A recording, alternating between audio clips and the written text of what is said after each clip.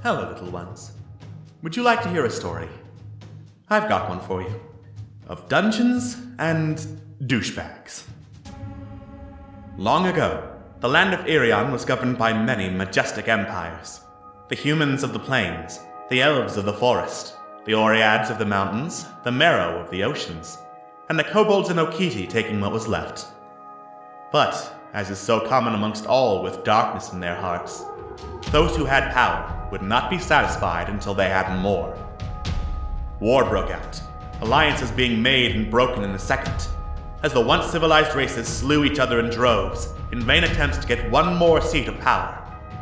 The kobolds, on the brink of annihilation, sought out a new draconic god who would protect them. Instead, they found Jagotha. A powerful and terrible dragon, Jagotha cared not for the suffering of those around him.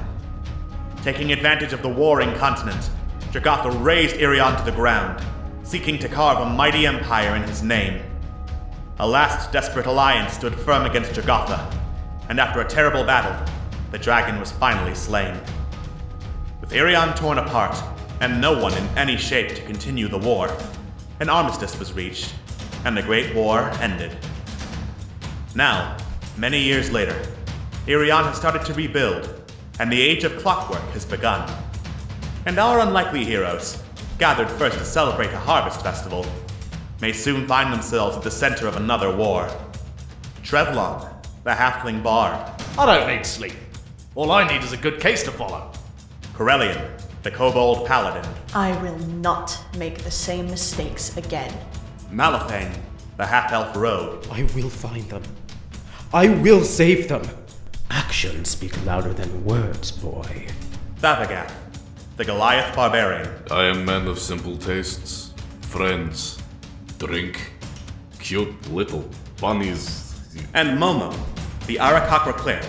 If we have to fight, we will fight together. From humble beginnings, these brave adventurers may soon find themselves the key to saving the fallen empires.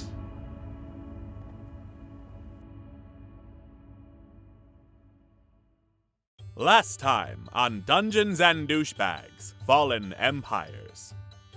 Trevlon Bluequill finally came to his senses and woke up after spending several sleepless nights just kind of staring in his room. And having been caught up in recent events, joined our heroes in continuing the night of Lost Ale. Trevlon himself attempted to contact his brother, Kasich, a guard in Kingsmarch, who, as per usual, was short and gruff in his answers, but seemed pleased in his own way that Trevlon was getting out and doing some adventuring, although he warned his brother not to confront the Minotaur known as the Iron King. Meanwhile, Malifane, on a wild hunch and encouraged by his friends, attempted to contact Esgol, and miraculously got an answer. It seemed as though S was messing with the party by pretending to be unreachable, by making static noises into his mouth. S, however, did not seem that interested in reuniting with and helping Malifane, unless the elf proved that he was willing to take action to save his mother. Though he did say he would leave behind graffiti saying that Esgol was here in cities where he'd been. Though, to be fair to Esgol, he mentioned that he was doing that anyway. Meanwhile, Momo, driven by a strange desire to see Chickenbait drunk, went over to the kobold at the stables just as he was waking up, and offered him a mug of lost ale. He gratefully accepted, talked about how he was strangely naturally gifted at handling and talking to animals, which Momo thought might be signs of druid power, if Chickenbait weren't so horrendously stupid, and admitted that his real name was Snorn, but he preferred to go by Chickenbait, for whatever reason. Corellian, meanwhile, shared a drink with Annabelle, who briefly talked about how she had someone she loved who was no longer with her, but Corellian made it awkward, so that conversation was quickly over with.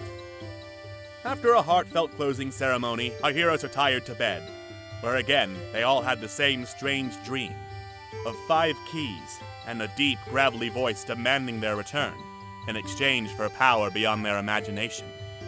Investigating the basement to see if they could find anything more about these keys, our heroes went into the newly constructed Arcanist's research room, finding an albino Okiti named Torkalin and his familiar, Nibbles, who they remembered from way back when in the Rat King's dungeon.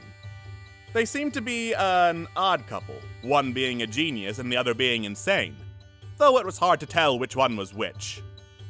Having met their new employee, our heroes chatted with Ishka, who admitted that the keys seen in the dream were likely the keys needed to unlock the trapdoor down to the basement, and presumed that the voice speaking to them was that of Lord Josiah Battenrance, who Ishka spoke very fondly of, despite the, let's call it, less than friendly demeanor with which he presented himself in dreams. After a chat as to whether or not unlocking the trapdoor was the right thing to do, and a meeting with an out-of-town centaur with a strange accent and a strange hat, our heroes received one of the keys, the one that their smith Gookmek was repairing, and talked to Morrissey and Marsh, two of the Marrow running the shrine, for help in retrieving another from the bottom of a river. With two of the keys found, most of our heroes retired to sleep away what remained of the night. But Malifane stayed up and went to a moonlit grove to pray to his goddess, the Dark Maiden of the Drow. What prayers will Malifane ask of the goddess? Where could the other keys to the trapdoor go? And is everyone prepared for the week after this when it's Camp Streamix and you're gonna give a lot of bits because Team Fallen is objectively the best team? Find out on the next episode of Dungeons and Douchebags, Fallen Empires.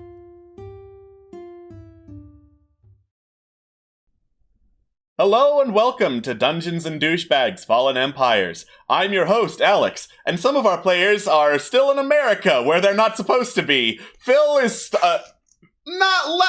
Sorry, let me back up. Phil's less of a smelly willy than before, but he's still a bit of a smelly willy. Joining me today instead of Phil and Jojo are Scott. Battenrance Hall is my actual life. Please help me. No. We've got Atlas. God, I wish Batman's Hall was my actual life. Please help me. No. And we've got Walrus.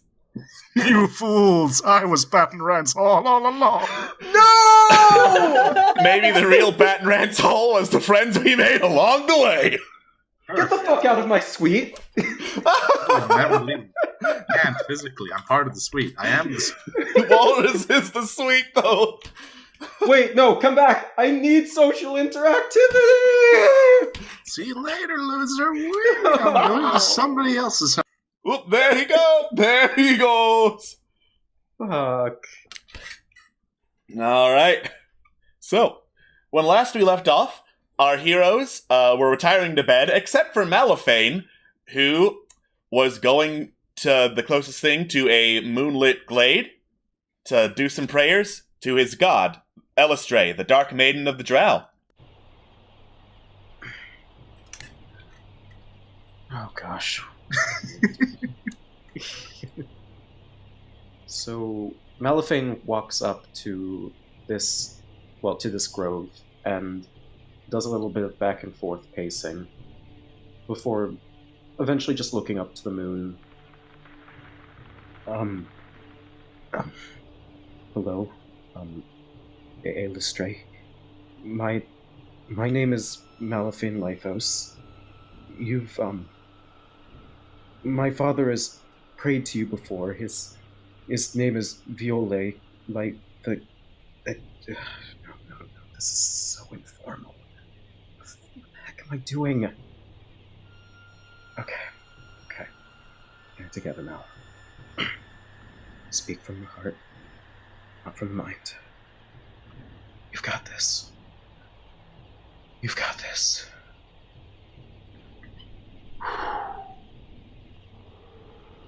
Dearest Elistray, Dark Maiden and Mother Goddess of the Drow, to as much of my understanding, you've been a source of inspiration to my father for centuries.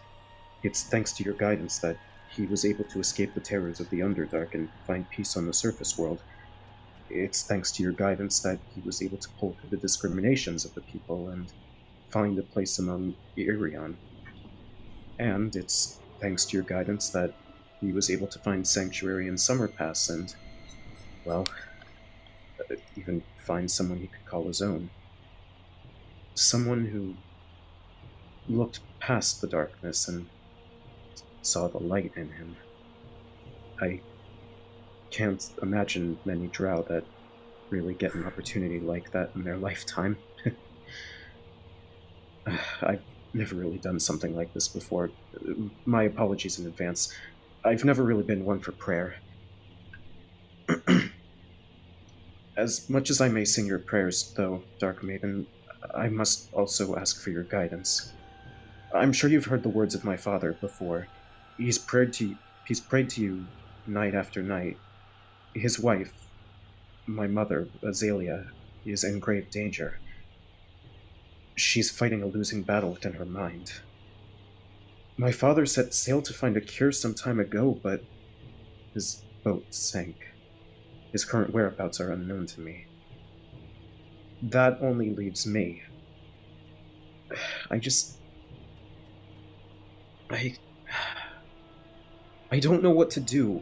I need guidance. What do I need to do? Where do I need to go?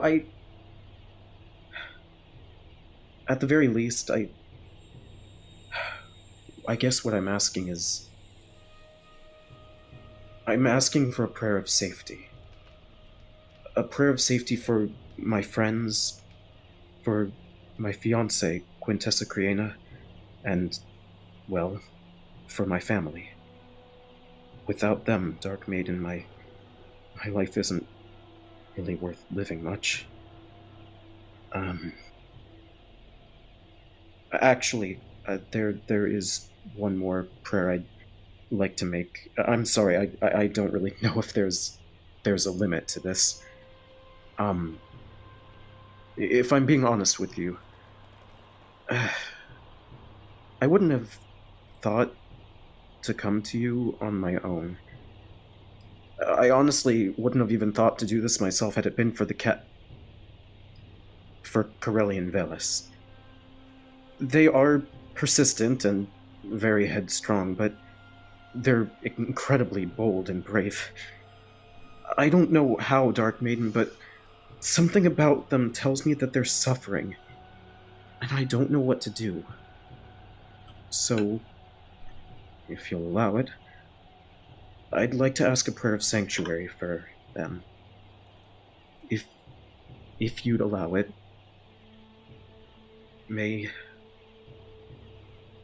I'd like to ask, may your beauty guide them to a better life than what they have now.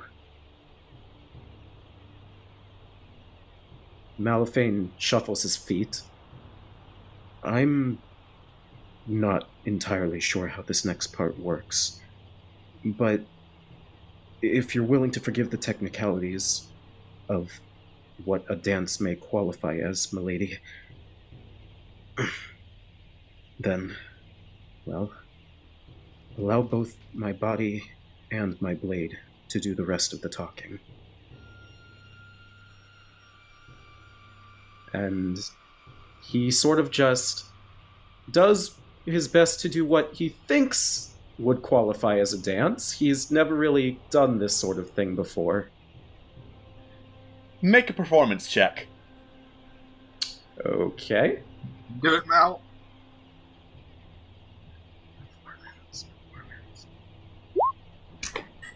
You know what? Can I roll with the wisdom the inspiration I have? Go for it. Okay. Let's not make that the one. Do I just have to roll again? Yeah, just roll again and take away the inspiration if you haven't already. Okay. It's It's not a natural one. It Yes. is the natural one. We can agree on this. All right. Having never really studied the rituals and dances of Elistre the Dark Maiden, having only heard of it secondhand from Kailani, who you can only assume doesn't practice the worship of the Dark Maiden, you have no idea what you're doing, Malifane. This is ridiculous. What am I even supposed to be doing? I don't...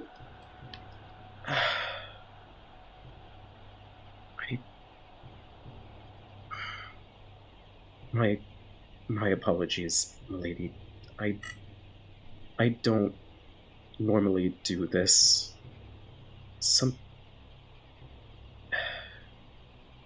Perhaps there's another way that I can go about asking for your guidance.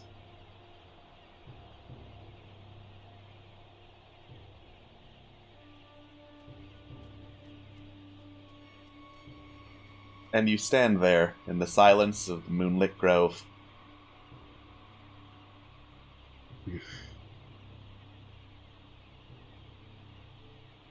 I suppose it was worth a shot. He sort of just takes a deep breath and picks up his blade. Not entirely sure what to do next. He sort of just drags it along the ground as he walks back to the hall, just sort of pondering anything else.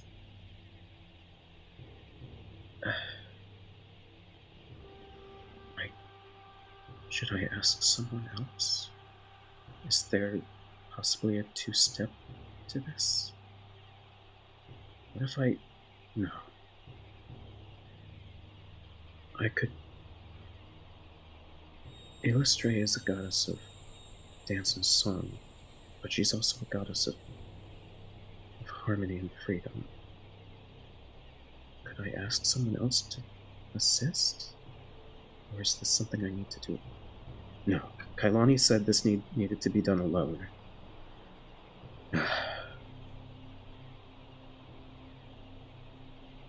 Actually, is there a technicality to this? I don't recall Kailani saying anything about having to do it alone.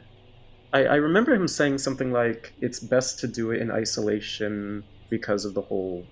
What he was talking about is, I wouldn't go into the middle of the city and say, hey, look, everybody, I'm worshipping a drow goddess! Fair.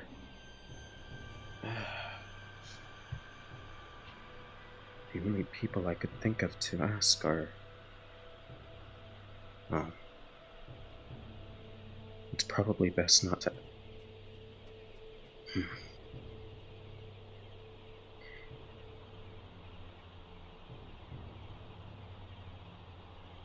He's just sort of at a loss, because he's not entirely sure if he should confide in anyone else about this, because the only other people who really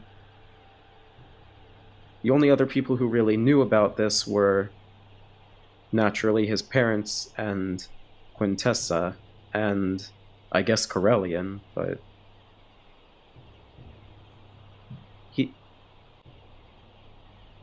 Hey. Hello? Hey. Hello? Oh no! Well, Oh no! Internet died. Oh no! Oh no! I can't believe Battenrance Hall took his internet! I can just imagine the look on Scott's face now. It's not a good look. Oh, Oh no. shit. But also, Oh. Malifane doesn't know that Corellian knows. Well, the specifics at least. Well, that's good. Freaking fantastic. We have at least one F for Scott's internet. We have at least one F. One whole F. There goes that scene. There goes the scene. Hello? Hello, Scott. I hate this. I'm so sorry, buddy. Did I miss anything? No. you No. didn't. No, we waited for you.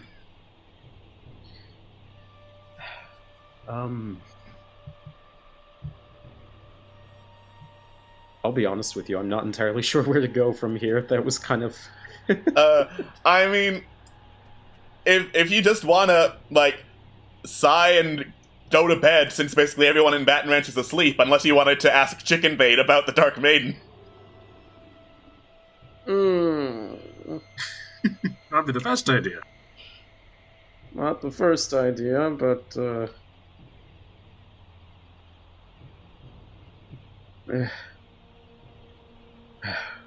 Take action. Take action. Take action. Okay. There's got to be someone here who's awake. So... Assuming that... Yeah. He's just gonna look around and see if there's anybody just... still alive, for lack of a better way of putting it. There's probably an insomniac in the library you can have a chat to. Hint, hint. Just a little hint of Rooney. A little sweet hinteroonie there. Wink, wink. All right. So you know that chicken bait is basically nocturnal, but you're pretty sure chicken bait would not be your first choice in asking about anything related to anything that's not animal handling. You can see up on the watchtower, Yelkin, the elven companion of Maggie Lionforge, is up there keeping watch, kind of in a trance. And then you head inside, because you're pretty sure asking an elf about a drow deity is also a terrible idea. You head inside, you look in the library, and there is a very familiar, very short insomniac in there. You're still up, huh? I'm always still up. This is just what I do. I don't have a stable sleep schedule, so it's either I'm in bed, passed out until like the afternoon, or it's quite a life. You are awake though. This isn't normal. What's up? Yeah, I suppose this isn't common for me, no. Random shot in the dark here. What would you do if... Well... What would you do if there was a god or an idol of some sort that maybe you worshipped, and, well, everyone else sort of shunned them? What would you do in those circumstances? Well, I'd go with my gut that, and at the very least the hope, that they wouldn't judge me for what god I worship, but for the person I am. And if this hypothetical isn't as necessarily hypothetical as it sounds, I don't think I would judge you, Mal. Am I really that transparent? Oh, you are like an open book. Come on. Who do you worship? Or who do you think about worshipping? Come on, tell me all the juicy details. Right. It's not something I've typically thought of, but, well, desperate times have come for desperate measures. How familiar are you with drow? May I roll a history check, Alex? Yes, you may. I'm going to roll this with inspiration because I really want to help Mal with this. Okay. Thanks, inspiration. Good thing I did. All right. All right. Might other inspiration not work? Oh, well, whatever. You're right. It eliminated the Yeah. natural one. Never mind. Ignore me. Did. Yeah, that's how the inspiration worked. It gave you advantage where you previously didn't have any, so you got to roll again. That's how it worked. It worked. All right. You know about as much about the drow as anyone on the surface level would.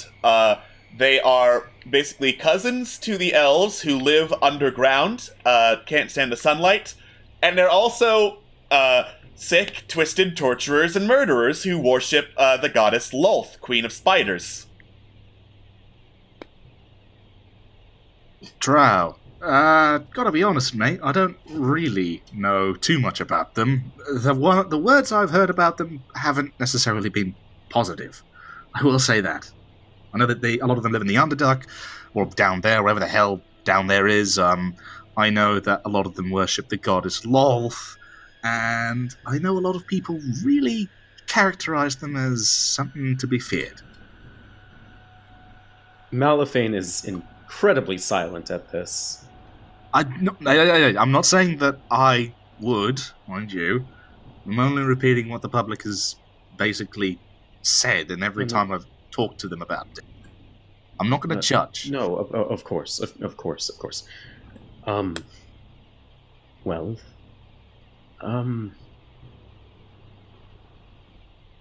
let's... I gotta be honest with you, I'm not entirely sure how to progress the conversation from here. It's... Oh boy.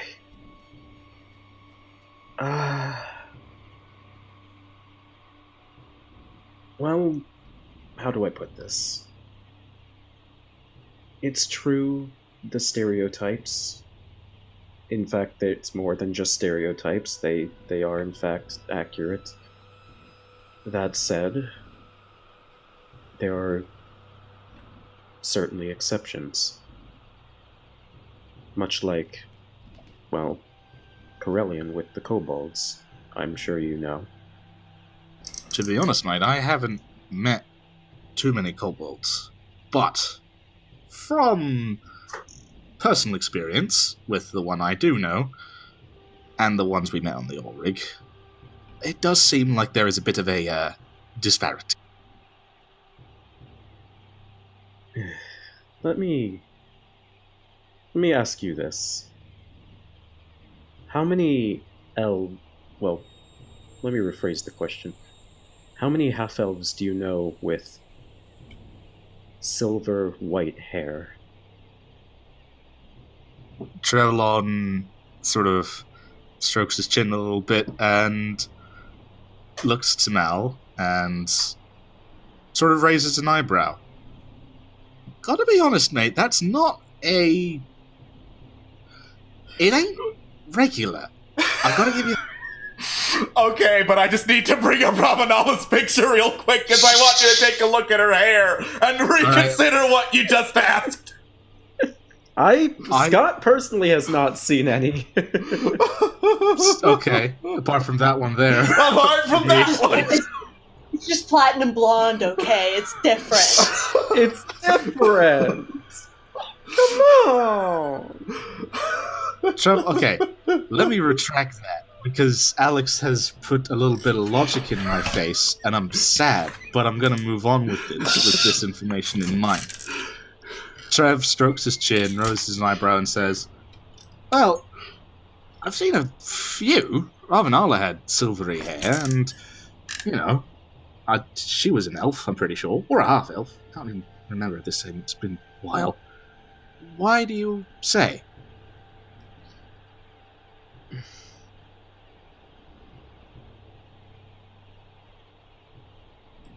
Mal sort of turns his head to the side. Almost as if to sort of hint at something, but not exactly. How do I put that? Scott is hinting at something. What the fuck am I saying? It's just sort of this nervous tilt of the head.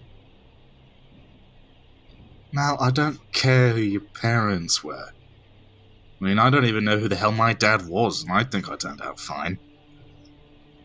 You're a good person. I'm not going to judge you by who you folk. So come on, tell me the truth. What's up?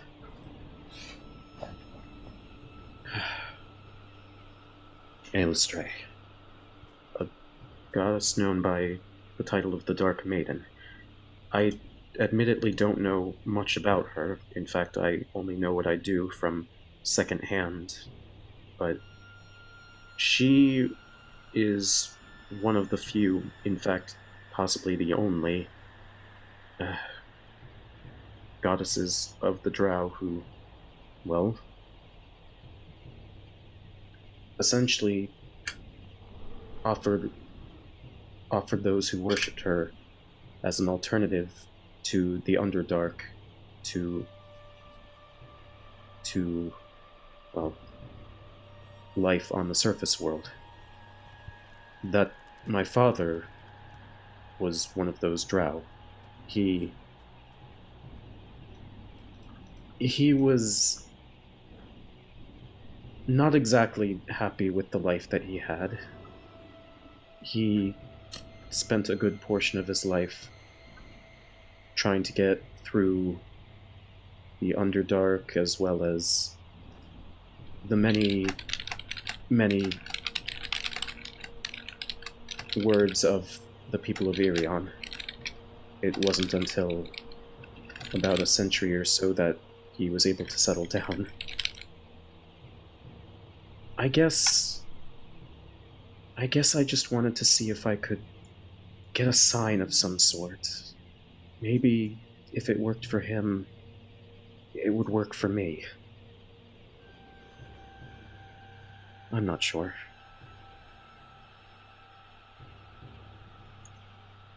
Okay. This seems reasonable. I don't know why. Okay, I can possibly see why you were a little bit hesitant to immediately come to me, but I think I could help. I'd want to help. You say that you were going to try and give worshipping her a shot. What does that entail? In fact, Alex, may I roll to see if I actually know anything about Illustrate? Make a religion check. Hey, baby, here we go. Trevlon's about to get all faithful up in this business. Oh boy. And... Oh, perfect. Elistray's a drow goddess worshipped by drow and stuff. You honestly don't know all that much. Gotta admit, mate, I'm not familiar with the, with what happens. So... I don't know if you're gonna if you were coming to me for new advice or anything like that, but... I mean, I know what I know. I know how to entertain, I know how to write well, I know how to play a bit of music occasionally, and, I mean, I'll have your back. That's right. But he sort of comes to this realization. Oh my gosh, that's right. You do play music. How did I... Wow, I completely blanked out there. How... I've been playing a pipe that literally makes people shit themselves for literally a couple months. How could you... I am very scatterbrained right now. You'll have to excuse me. It's fine. We make these lapses in judgment. Anyway, how can I help? Right. Underneath the moonlight, there's a grove, actually, nearby. It just requires some sort of song or dance. That's what I was told by Kailani, at least. Song or dance? That's right. Well, I'm a little bit rusty in playing something that isn't specifically designed to make people go, ah! But I could give it... I mean, I want to try and do this. I want to make this work, and I want to help you. You have no idea how much this means to me, Trevlon. Honestly. Just make sure that if I'm hanging off a perilous cliff, you catch my hand. Okay? It's a deal. Right then, let's get to work. Trevlon Right. stands up and gets his pack and pipes and heads out the door with presumably Malentine. Oh, by the way, is she, I'm assuming that there's a librarian sort of passed out at the desk. Completely, like, didn't hear a damn thing. Is she, Oh no, she's fine. She has this policy of not locking up the library or anything like that until everybody leaves, and I don't make that fun for her sometimes. So I think one day I'm going to ask her if I can borrow a set of keys, but you know, you might want to until- do that sooner than later. yeah, she looks like me, and that's not a good thing. Anyway, let's get going. Right. Okay. The two of you head out of the library, leaving Quintessa to catch up on sleep, and head back to the moonlit grove. It's less lit than it was before. Moon shifted positions since you got here. Right. This is the place. I can see why you picked it. It's very scenic. It's serene, too. It gave me a lot of thinking to do. If only I could actually perform a dam. Okay. Right. I need like a muse. If I want to do this... Okay, full disclosure. Alex, I'm about to ask for help with this performance role. And how I'm going to do that is by asking Mal for some inspiration about what he's feeling and thinking. Would that be cool? Yes, go for it. Mal, what are you feeling and thinking? I'm feeling that everything rides on the actions that we take from here on out. We can't afford... We can't afford to slip up. For the sake of... This is gonna sound cheesy, but for the sake of everyone a part of this, well, this family, we need to complete our goals. We need to get through this. Family fighting for hope and success. I think I can work. And Excellent. I shall now roll the pivotal performance roll. Please. Let that advantage help. Come on, baby. Ooh, that All could- right. Keeping all of Malaphane's thoughts and feelings in your head, Chevlon, you play as best you can considering the late hour and you not really worshipping Illustre. You feel it's a solid performance. I don't know what else you expected because whatever you thought was going to happen isn't happening. Huh. Hmm. Well, that was... I'm not sure what's supposed to happen next. I mean, what? What normally happens when Momo or Corellian pray again? It sort of depends. Sometimes they get a voice back. Other times... Gotta be honest, mate. I am not the best when it comes to my own faith, let alone other... Rats are being bad, by the way. That's the script. Alright. Trevlon sort of furrows his brow and thinks, can I roll a religion check to see if there's anything that would gate, like, that might... get Sure, this- yeah. That, yeah. Yeah, Can I make actually- a religion check.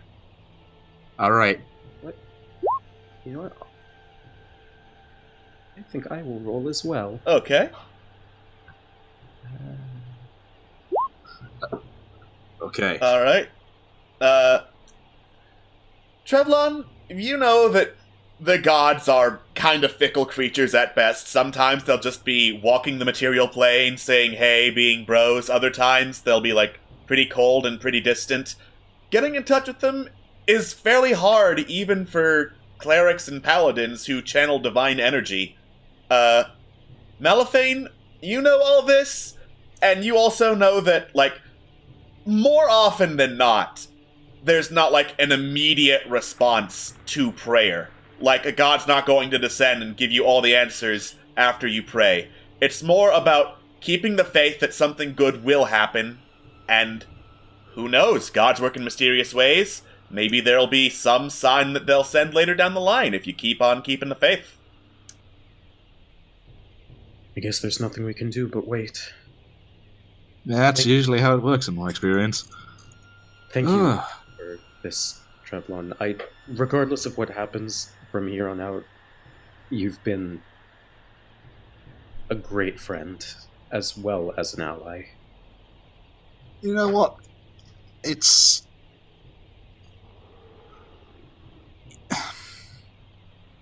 It means a lot that you say that.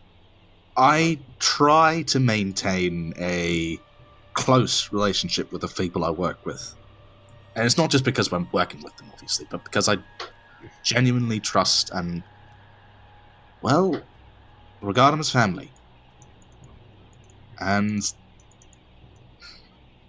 I'm just glad that my efforts are being, recognized. You're all worth it, by the way. Anyway. Well, like I said on the night of Lost Dale, you guys at the moment are the closest thing I have to a family. So I appreciate it.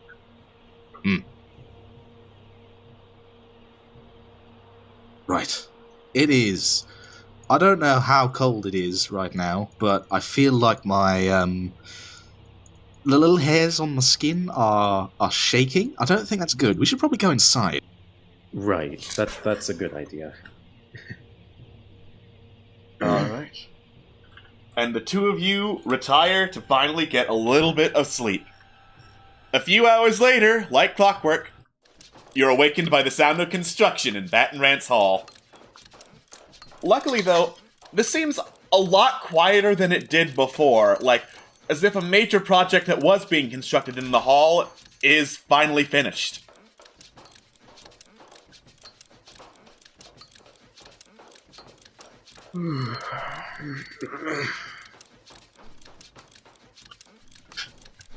Well, I mean, as much as I hate being on a diurnal schedule, I suppose I'll be one to wake up considering I got an amount You of got sleep last night. some sleep last night. It's incredible. Just a tad. It's maybe getting a little chilly for my liking past the night of Lost Ale, but I'll survive for now. I'll head downstairs and sort of. What did get finished? My internet just crashed. I believe it did, because last thing I heard was, well, let's get back inside, it's cold, or something like that. Oh wow, I see. Well, I think all of us may just had a major lag spike. That's good. I think Atlas is Atlas okay? Atlas, are you alive? That was just fine. Yeah, Alice is fine. Okay, good. I don't know what the hell happened there. Fantastic. Right. Anyway, you look around for what did get finished. As you head out of the bedrooms, you turn left, to your left, like away from the staircase, and there's like a new section of the hall that's basically been raised up and constructed out of nothing. It looks like that a guest hall has been completed. You go inside, it's this big old common room basically, with a couple of cots and hammocks all set up for the guests to gather in one big area, have some sleep, have some baths, because there is one little bathroom off to the side that everyone has to share. And yes. Anyway, finally, your guests have somewhere to sleep that isn't your beds. This makes Excellent. me very happy. I mean, as much as I don't mind sleeping down in the stables, curled up in stoat, beds are nice. Beds are nice. You know, and not having like some old bureaucrat that we're having for the night stay in them is, you know, that's good also. Sometimes they can have their own bed, and that's... I don't think we've had an old bureaucrat stay in the night. Have we not? Oh. No? Yeah, Nalad did not stay over. Oh, The closest thing would be old Rand, so if you're calling him an old bureaucrat... that's not right. That ain't right. Do that. Let's not. Let's never do that. Okay, right. So, apart from that, what else has been constructed apart from the guest room, if I may ask, Alex? Has anything? A couple of things, actually. I don't remember if I said, but one of the two new tenements is now complete. And I believe also a third house of the, I believe, 6 total you were constructing, has been erected. So a lot more places to sleep are now done. Nice. We can start moving people from their... Yeah. Perfect Very word. eloquent. What I'm saying is people no longer have to sleep in their labs or their libraries or whatnot. Hirelings You know sleep in the barracks. Oh, they do? Okay. They're fine. They have a place to sleep. They got that. Yeah, and so far, good yeah, enough. there's plenty of room for all the hirelings in the barracks. There's still eight beds left in there. Okay, good. Oh, wait a second. No, there isn't. Oh. Let me double check, because there are 2 sets of barracks. There's one that has 30.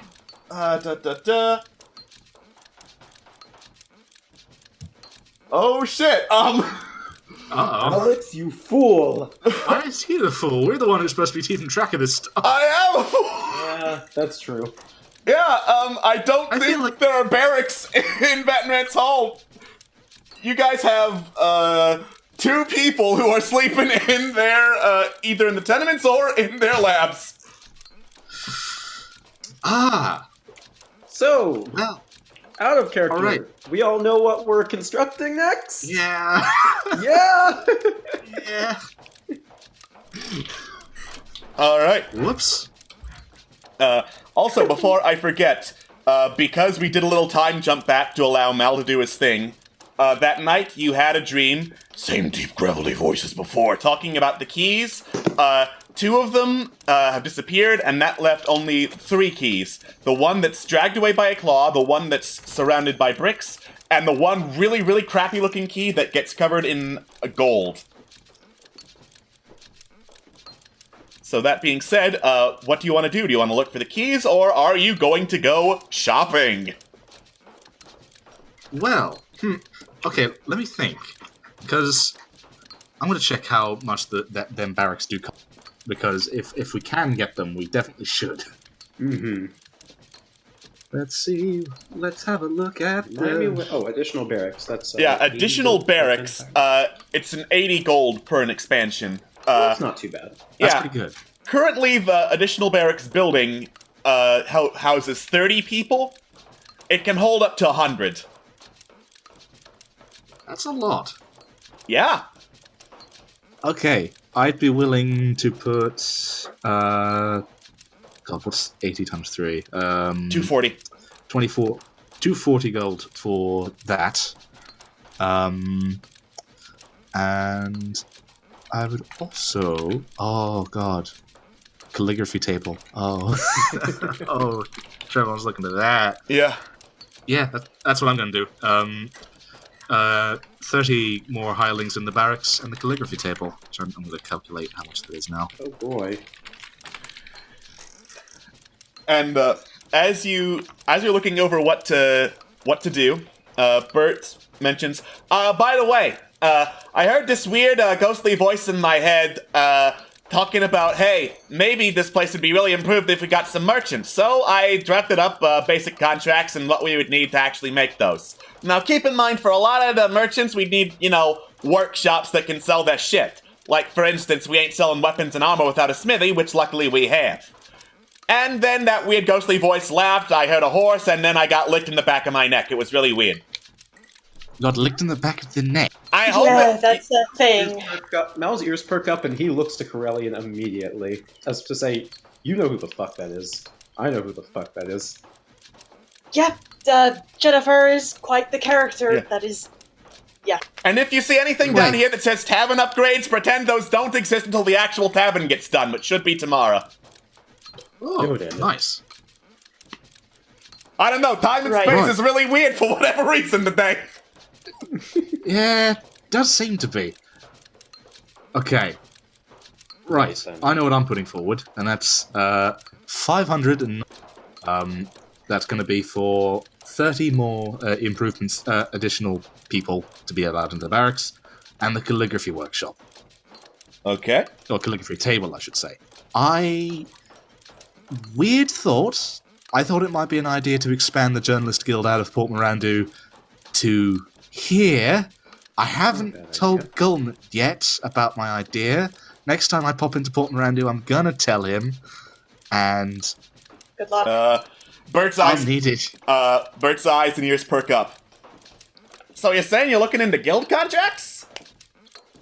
Is that a thing I can do? Yeah, that's definitely a thing you That's can a thing do. you can do. I actually have a whole subset of what the current offers are for guilds to expand over into our neck of the woods. I can go contact them, make sure it's all recent, but last I heard for the journalism guild, that would be 1,000 gold to fund their expansion. Oh wow.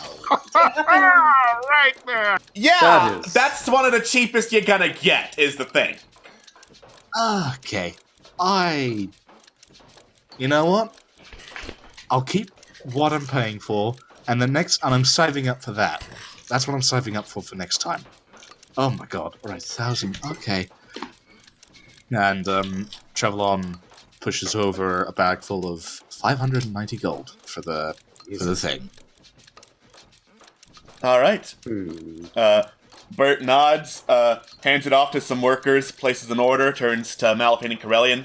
What about the rest of yous? Right, do you happen to have an estimate considering a Tinker's Guild contract? Tinker's Guild contract? That would be 1,500. Not bad, not bad. Speaking of... Yeah, I should probably check on that, shouldn't I? Krellian looks very sort of.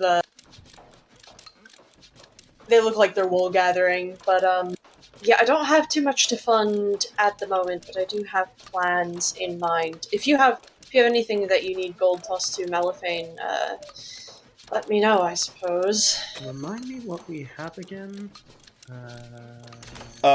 Currently, you have a stable, a shrine to Malil, gardens, the barracks, which are being expanded, a smithy, an alchemy lab, a tinkering lab, a library with a bunch of books that are on the way, a battle ring that's being cleaned up, 2 sets of tenements with a 3rd under construction, a set of sewers which has recently been expanded, a graveyard, byways which are basically roads and bridges that make travel to and from here easier, a farm which has been irrigated so that bad weather doesn't fuck it up, a market, bathhouse, some security features, mainly a wall, watchtower, and a gatehouse, a cloakroom, wine cellar, the Arcanist research room, a jail cell, and a guest hall.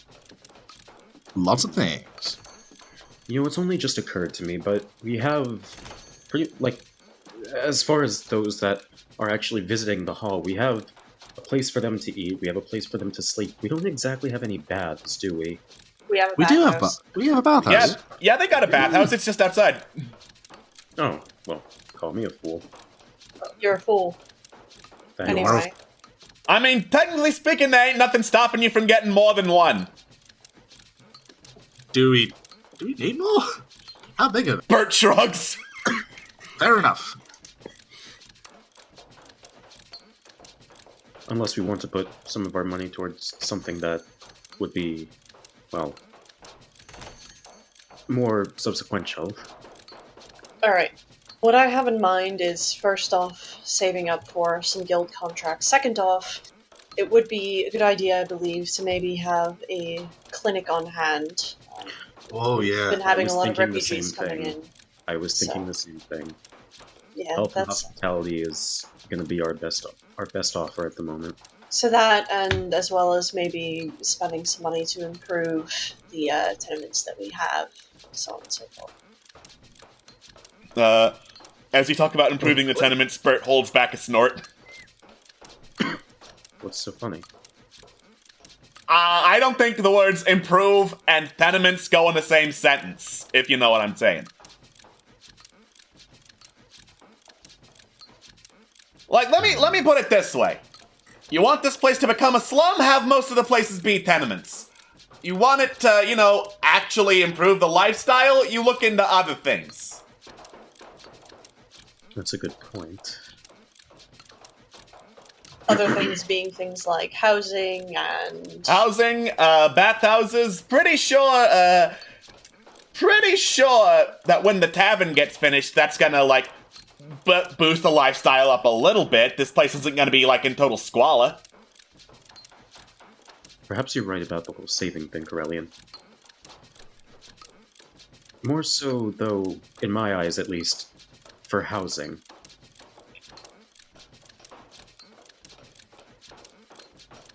I mean, we can either grow the amount of housing we have and bring in more people and then not have anything to support them with, or we build up the, well, I suppose, everything else that will allow people that live here to have at least a decent place to live, so to speak. We could put in a little pot that just, well, not literally, we could put in a little bit of share that we just keep for housing later on down the line. Just keep improving everything else until then.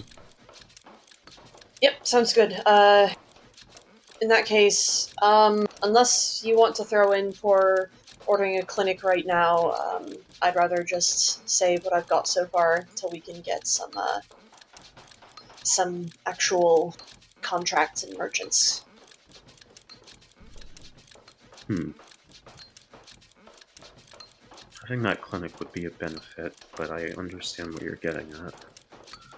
I think saving's a good idea too. Honestly, I think the main way we're going to be able to get revenue in the first place with this place, it's not by constantly doing jobs for old Ran or our boss. Very well. They pay well, but not frequently. And if we're going to keep this place in order, we need that. Well, in that case, I hope we get paid soon. Agreed. All right. All right. Having agreed that you're going to save up money, Bert nods. Pleasure doing business with ya. I'll probably see ya, knowing my luck, later today, and heads off. Always the charmer. So, what should we do in the meantime? What buildings are currently still being built, Alex? Currently, the sewers are being expanded. The Noble Stoat Tavern is currently one of your focus on speeding it up, and that'll be done tomorrow, you guess. The battle ring is being cleaned up. And there's also the barracks and calligraphy table that you just ordered. I think Trevelyan is going to stand by the calligraphy table and see if he can speed that up in any way he can. He's very excited about that. Okay. Mal's going to take care of the barracks. The sooner he can get Quintessa into a place that isn't just the library, the better. Why don't you have her share your room? That's not a bad idea. I mean, I didn't want to be presumptuous, but... And as you talk about this, you pass by a bar that's entertaining some of the construction workers by playing a very sensual saxophone. Subtle. Right. Subtle. Anyway, if you need me, I'm going to go check out the tinkering lab, since I've never actually gone by there before. Enjoy that. I mean... Sure. It was best... that came out wrong. Just... take care. Alright. So, Corellian's going to the tinkering lab. Where are you two going, if not, just looking over projects? Very good question. Hadn't really thought about that. Yeah, you know what, Scott? You and I seem to be in the same boat. Okay, well, you could be looking around for keys. That's one thing you could be doing. That's true. I think Trevelyan is interested in that. And in the meantime... You could always go introduce Trevelyan to our friend Jennifer. That's true. Very much true. Yeah, Mal, I gotta ask about the horse licking thing. What? Let me show you something. Oh, no. Okay, not to be rude, Mal, but when I ask about the horse licking thing and you say, let me show you something, I'm not exactly... No. Let me rephrase that. Remember how Ishka told us how there are 3 spirits among Baton Rants? Yeah. One of them is a Dullahan. Ooh. And the Dullahan has a horse. Oh. Wait, there's a horse ghost now? No. Headless horseman. Oh, wait, I'm just... There's a... Right, got it. I think I've got an image in my head. Take me to... With pleasure. Yeah, baby, I'm interested in this weirdness. Okay. So, as Malifane and Trevelyan go off in search of Jennifer, the Headless Horsewoman, Corellian, you head upstairs into the tinkering lab, which was, in fact, built in the manor rather than outside. It's a decent-sized room, enough for, 3 people to be working in here comfortably on larger projects. There are, assorted tinker's tools hanging on the walls, magnifying glasses, tweezers, protractors, all sorts of other stuff. So basically, tinker's tools are always on hand in this room. And you notice off to the side, there is a strange device which is a seat with 1 wheel and some pedals. And looking across a big old table where some projects lay sitting, you think you can see the owner of said strange monocycular device. It is, in fact, Panry, the gnome who you encountered on the road many 10 days ago, who was peddling it and crashing. Oh. I remember this crazy man. Well, good to see you again. Panry looks up, turns immediately to you, and is like, holy shit, you really do live here. I mean, I thought I heard your voice in the halls, but I was always busy with something, you know? Yeah, no, absolutely. And as you could tell, it's definitely busy for everyone around here. Yeah, I am pretty sure no one ever stopped hammering since I got here. Someone should really look into that. Like, that's a criminal amount of hammering. Unfortunately, my friend, I don't believe we're going to have any reprieve to that anytime soon. Well, that's great. I mean, it hasn't been too much of a disruption. I don't handle anything explosive here, thankfully, because that would be a terrible idea. Yeah, exactly. That's why the alchemist lab is freestanding. Oh, yeah. Oh, yeah. That I understand now. The woman in charge is excellent anyway. So, what have you been, I suppose, up to since our encounter and your employment here? Well, thanks to your recommendation, I actually did manage to get myself a spot in the Tinkers Guild. I got a couple of dirty looks, heard a couple of mumbles like, oh sure, Corellian gets to talk good about the Tinkers Guild despite never showing up to meetings. But I'm sure that was nothing, you know? And I figured, well, since I'm actually represented by the guild now, what better way to repay you than by working at the place people saying you work at? Well, that is very, very kind of you, that's for sure. And also, yeah, meetings. Unfortunately, I end up traveling a lot for patrons and such, and anyway. Anyway, yeah, I figured. Another reason they let me work here is so that if you do end up coming back, I am technically someone that you can hand off a parcel of pay to, so you can pay guild dues and the like. Very true. Carlian thinks back to when they last paid guild dues. I think it was about 2 months ago. Yeah. And it was maybe for 2 months in advance. It was for 2 months. How about that? In that case, as soon as Henry mentioned this. Right. Actually, yes. Thank you very much for mentioning that. I've been, sort of... Well, everything's been sort of ass over kettle out here, so, if you don't mind, I will send over some payment, with you next time you end up going to a meeting. Oh yeah, of course. I can take it into town tomorrow. Drop it off with Paulette. Actually, no. I don't think Paulette's there. She's probably in a winter home over in Medeal. I'll drop it off with whoever's there. Yeah, I don't think that, she did send a letter mentioning that she was there, and Carlian will hand over 25 gold, so that's 5 months. 5 months. Yes. Alright. Panry looks it over, nods, and is like, well, you are going to be very busy for a long time, I see. Yeah, honestly, when it comes down to it, it's not really something anyone, or at least I can't predict. Well, you know, fair enough. Life comes at you from all sorts of angles. That is definitely, absolutely true. Anyway, since you asked me what exactly this room does, at least I think you asked me. This is for tinkering projects. It allows a couple of people to come together, help each other out on projects that they can't, like do randomly out in the field. Stuff that would take, couple more days of time and concentration. Large scale stuff, Yeah, absolutely.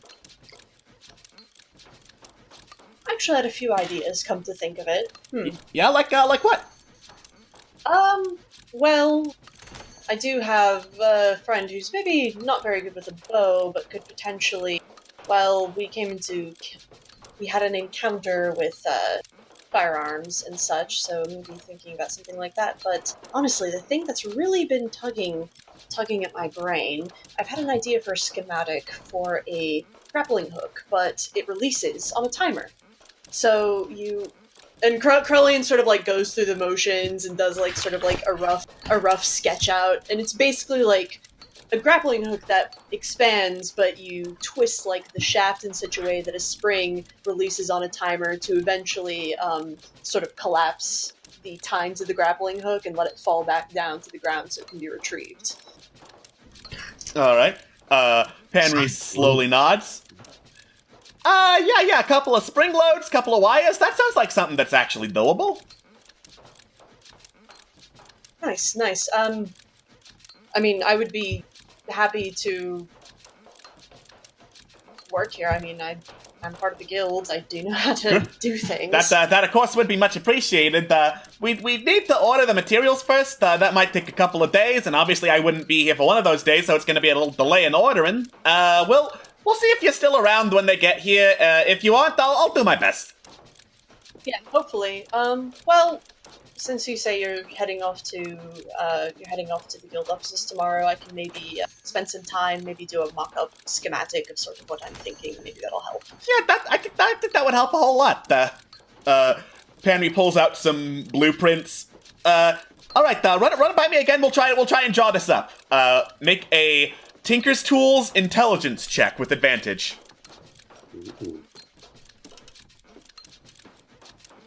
You got it. All right. You draw up the schematic, and luckily it's not the 5, which would have been absolutely terrible. Well, our rolls today are just super average. Super I'm great. an average kind of guy, alright? Yeah. We all are. All right. Henry gives a little bit of help as you describe it, and he draws it out. You look it over. It's not exactly what you pictured in your head, but then again, there's always something lost in translation. And he's like, "Yeah, I can drop this off by the guild.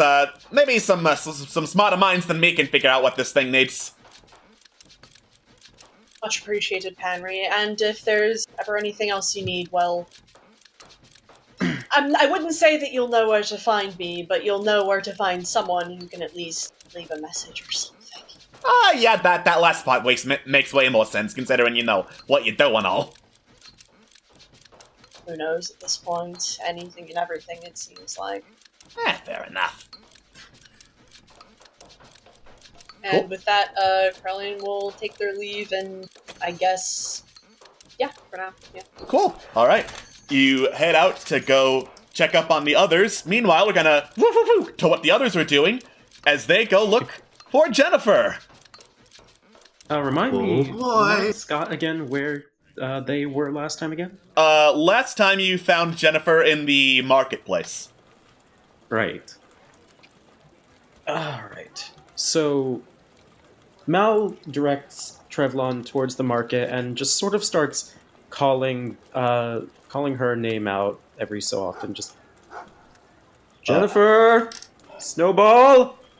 Either of you here? All right. As you call out... Sorry, go ahead.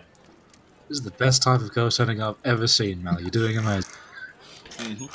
As you call out through the marketplace, a couple of the refugees from Farfield and from Port Mirandu are in market stalls browsing and perusing stuff. They hear you call out for Snowball. One old woman walks over. "Excuse me, young man. Are you looking for your lost kitty?" Oh, didn't think this through. No, I'm fine. Thank you, though. I appreciate it. "I wish you luck in finding that kitty," she says, hobbling off very slowly. I wish... Oh, she's so heartbroken about the poor thing. It's terrible. Poor thing. He seems attached. All right. She's usually around here. Maybe you have to wait until night? May I roll to find out whether or not Doulahan's come out at night? Make a religion check. Hell yeah. Religion? Yeah, undead is religion. Oh, okay, fair enough. In that case, let me offer Okay. advantage on that, because since I'm looking as well. Oh, Alright. You're a darling. You... And I... and of course, Show my roll me. 20 crashes. And of course, excellent. Do you want? Perfect. Do you want me to do it then? Since Please do it. Please do it, Scott. I'll offer I advantage. have a +6 I've embarrassed anyway. myself already. It's okay. Alright, advantage, religion, meh. Okay, so, despite what you said about her usually being here, you have met her here a total of once. Any other time, she was running from the basement, running to the farm, running to the bathhouse, running onto the roof, you get the feeling that Jennifer just goes wherever the hell she wants. But, considering Ishka is bound to the Baton Rance Hall's grounds, you're fairly sure the same is the case with Jennifer. So, she might not be showing up here in the marketplace due to a lot of people being here, but she's probably still in Baton Rance somewhere. Just a thought. You wouldn't still happen to have that lantern on you, would you? Revealing lantern? That's the I one. mean, I do. I mean, if a ghost is wanting some privacy, I don't see any reason why we should deny it. Maybe it's the people that are putting her off. I mean, I don't know about that. She seemed to be... I don't know. I haven't met the lady, so I wouldn't know. Do you think that the revealing lantern might be enough? I'd say it's worth a shot. I mean, she's bound by the same rules as the other two, isn't she? She is. Well, let's give it a go. And Trevlon takes out the revealing lantern and clicks it on. And Alright. You pour... let's see if we can find... Let's walk around. Maybe we'll find her. You pour a pint of oil into the lantern of revealing, you light it up. You don't see Jennifer around you. You go back and forth in the marketplace, you don't see Jennifer. Maybe if we try going back down into the basement? Where did you first meet her? Funny story about that. We, Thavagoth tried opening the trapdoor by force, and that kind of ticked her off. That's how we met her. Okay. I don't think we should do that. No, probably not, in retrospect. That doesn't sound like a fun idea. Okay. Do I know anything about Dullahan as to where they might feel the most comfortable in the, like, what location? Make a religion check. Let's try this out. Let's try again. Try again. Try again. Shall I do this with... Shall you help me out with this one now? Sure. Hey. Alright. Most stories of the Headless Horseman, or Dullahans as they are more fancily known, basically talk about Headless Horsemen as being former soldiers, horseback riders, cavalry, and all that. So it's possible she could be at the stables. However, given the type of soldiers that are told to be Dullahans, it's also possible she could be at the tavern, or at least the one that's under construction. Let's say we check out the stables and see if we can spot them. And if not there, let's try... We could always check the taverns then. Yeah. Stables first, though. I think I have a good feeling about that. Let's get moving. Excuse me. Alright. You get out of the marketplace, head back towards the manor itself. You pass by a sleeping chicken bait as Stone Chicken opens an eye and follows you with it without ever moving its head. Good creature, isn't it? And you pass through the stables, and you catch something. In one of the empty stables, the ones that aren't occupied by ox, chicken, mushka, or goat, you see the flickering form of this hellish black horse with, like, Black horse. anger and fire in its eyes, snorting, spittle flying everywhere, this wild, unkempt mane, fur just matted and, like, really, really freaky looking. And stroking it by the neck is a woman in full leather armor, coat, covering most of it, buttoned up on the front, with a couple of pistols by her side, as well as a longsword of some kind. And Malifane, you recognize this as Jennifer. You are not easy to find, you know that? I kind of pride myself on that, said Jennifer, who turns towards you. And you're pretty sure looks down. It's hard to tell without a head.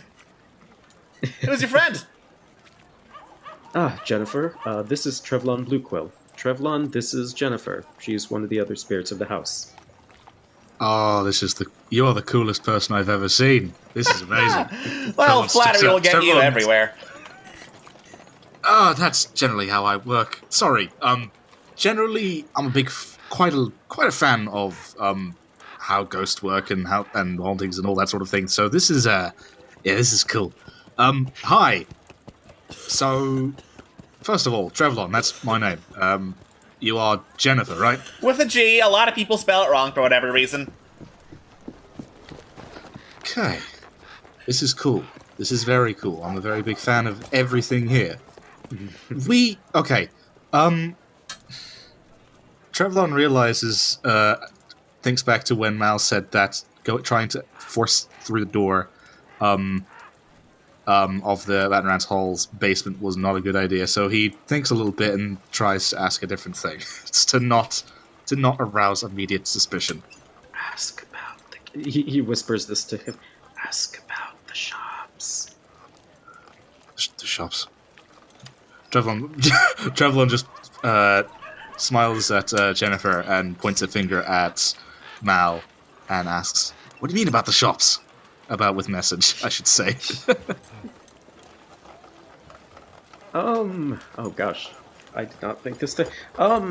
So he sort of relays to him the whole thing about how her ideals about the hall were how she would have preferred how the hall would have had like a really nice town going with like the shops and guilds and whatnot. So. Oh, okay. If I may ask, Jennifer, I remember Malifane has told me that you've been interested in how this, this budding community was progressing. I was wondering if there are any establishments that you in particular were looking to see. Well, like I told your friend, mostly, shops, guild contracts, basically anything that helps out, the common people. Basically anything that's not, the fancy pants bullshit that was here last time around. Oh, yeah, I, not particularly into the fancy pants stuff, if I may ask. If I may ask? Jennifer kind of leans over and stares at something way past you.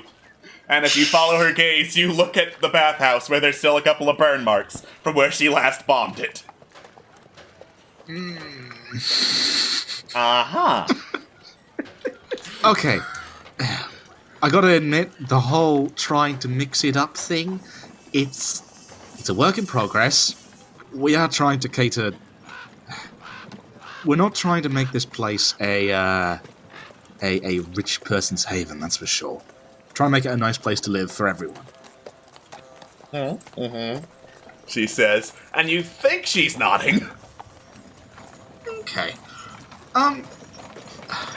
How long have you been on this land, if I may ask, Jennifer? Oh, God, probably a couple centuries or something. Definitely not as long as the bird or the asshole down below. I gotta ask, were there any places that were always... Well, two questions, actually. I've been reading in the library at the moment, and I was wondering about specifically about hidden things. Like, I was reading an old mystery that I used to read when I was a kid. Really good times. Anyway, are there any walled-off places in Baton that you can think of? Anywhere that's, just not accessible without a big pickaxe? Because we're trying to see the whole, scope of the place. And I have an interest in unturning stones, so to speak. Make a deception check. Oh boy. Come on. I hate this. Alright. Jennifer turns to you. She gives a quick little laugh. You're asking me about walled off places after you build a wall? What? Okay. You know what? Not a very well phrased question. I'll just move on. The second thing I was wondering is there any... You've been here in Batman's Hall for a long time. Have there ever been any, well, dangerous things that have really been made this living here a bit of a danger? I want to make sure that the people here are kept as safe as possible. Anything with claws, anything big we might want to look out for. Of freaking course there were. And, I mean, if you're talking about, like, things that aren't dead right now, I mean, she, jerks her neck over towards Stone Chicken. You have a cockatrice on the grounds, dude! Oh, yeah, but Specified things that aren't dead? if I'm interested in that, were there things that were dead here? That Well, were really yeah, scary? I made damn sure of that myself. Right. I sort of nudge Mal. I'm a little out of the loop. Baton Rance himself. Oh, Look at that spicy subscription. right. Okay, fair enough. I wasn't meaning, monsters as in, the people sort of monster. I was more meaning like beasts. Just something big and scary that we might want to look out for. Again, she laughs and says, beasts, you say? With the cockatrice on the freaking grounds! In hindsight, yes. Stone Chicken's nice, I think. I hope. You look over at Stone Chicken, who has now turned to stare at you with both of its evil, evil eyes. Stone Chicken... Stone Chicken is not murdering anybody. And I think there's something to that. Whatever! I mean, you want to keep that kind of foul creature on the grounds, that's on you! Definitely is on us.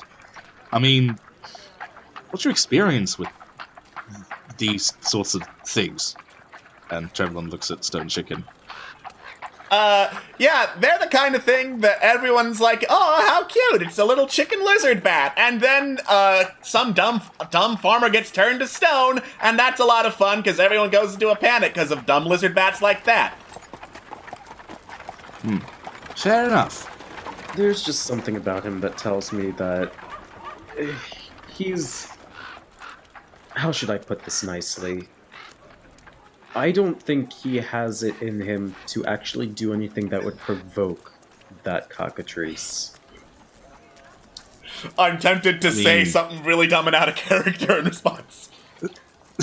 You turn around and Stone Chicken's pulled out a knife. It was out of character. You said Stone it was out of Chicken character. has a gun. So say it. Stone Chicken has a gun! Why would you dare dangle that in front of the DM, you fool? You know what? I live to please.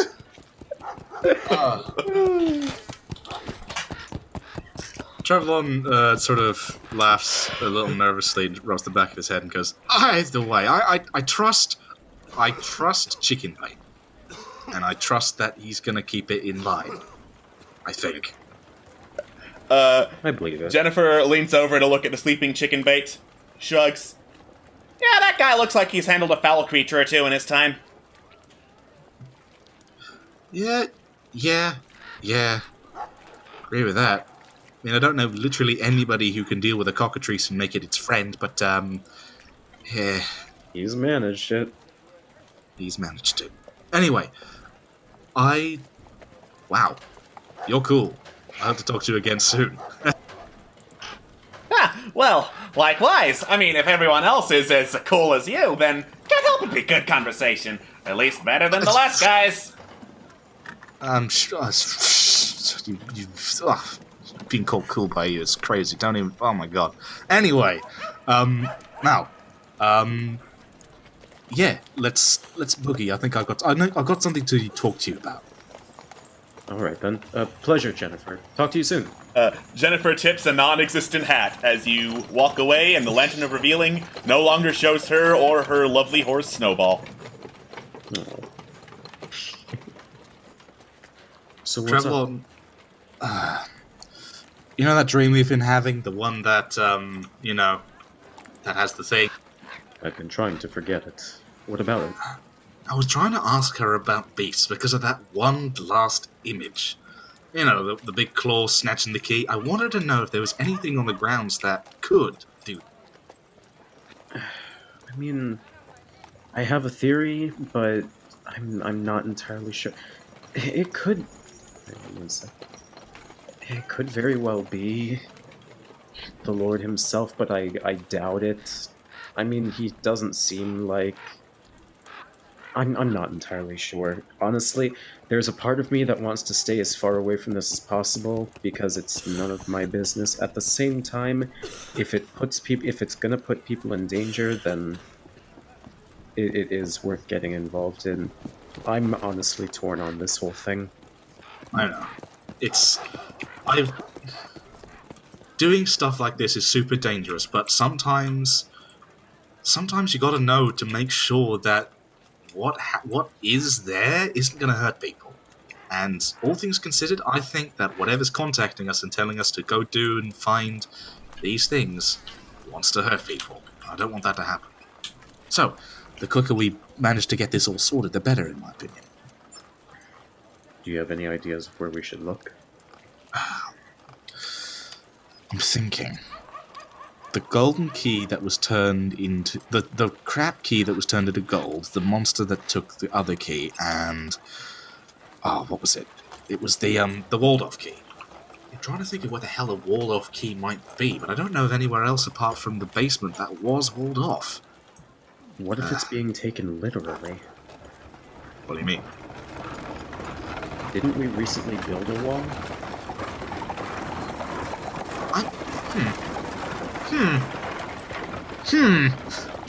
Travelon strokes his chin. You know, that's not the craziest idea. It's just a thought. It's just a theory, but if it's true, then I'm going to ask Bert tonight about about the Battenrats Hall and whether or not it has any walled-up spots that we've not checked. And if not, honestly, I can't think of anywhere else that might be. That's a good idea, Mal. Well thought. appreciate it. All right.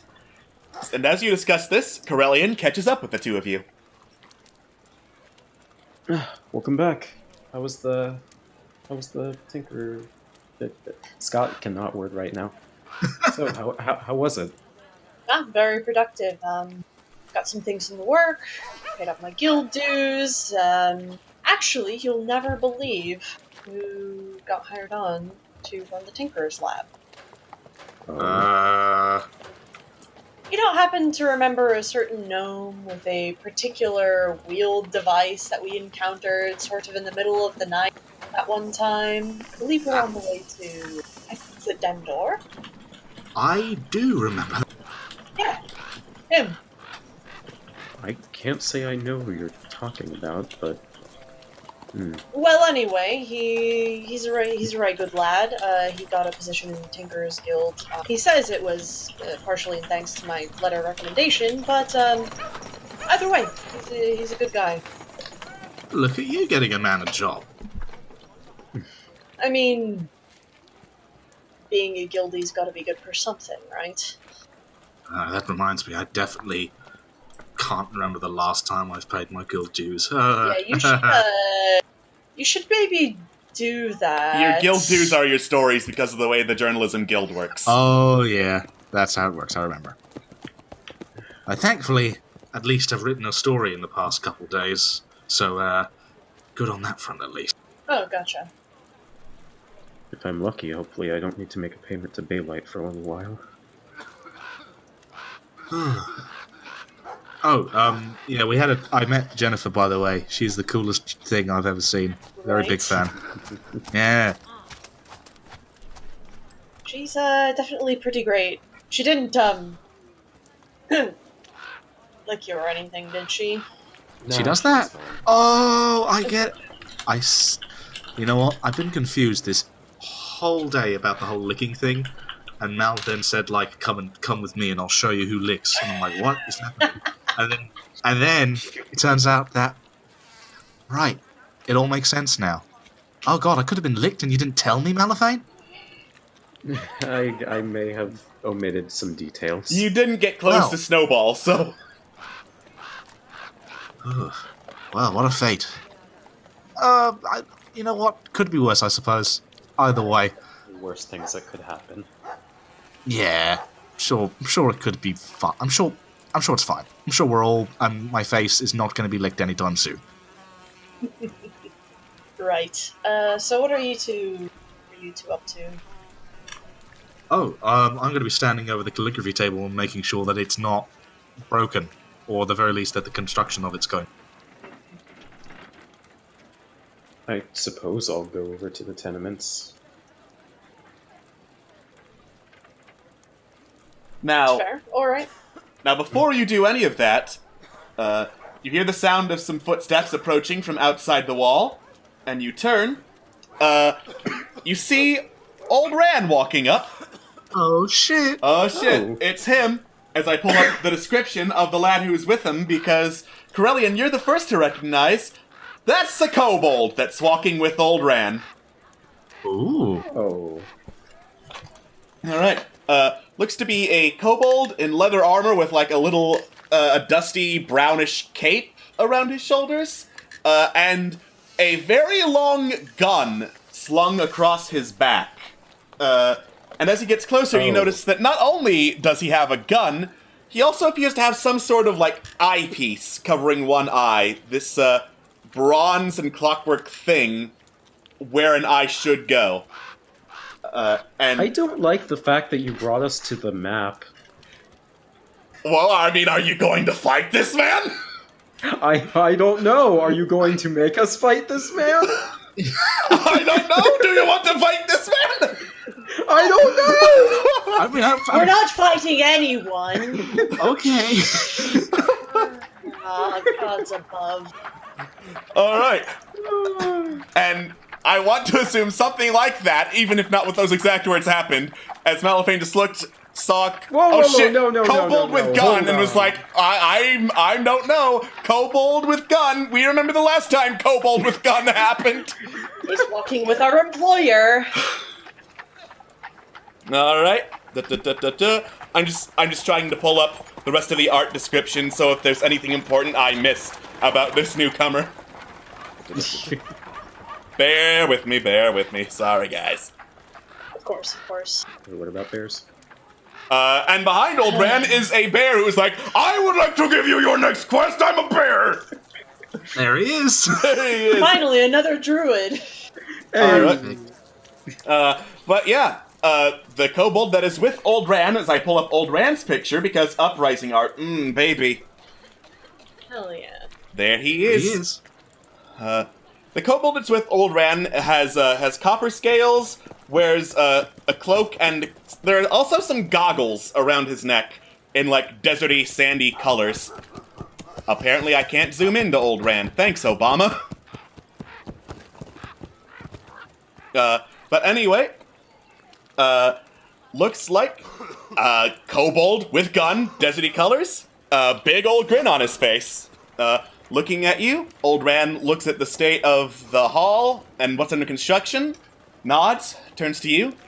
Well, I can see you all have been busy.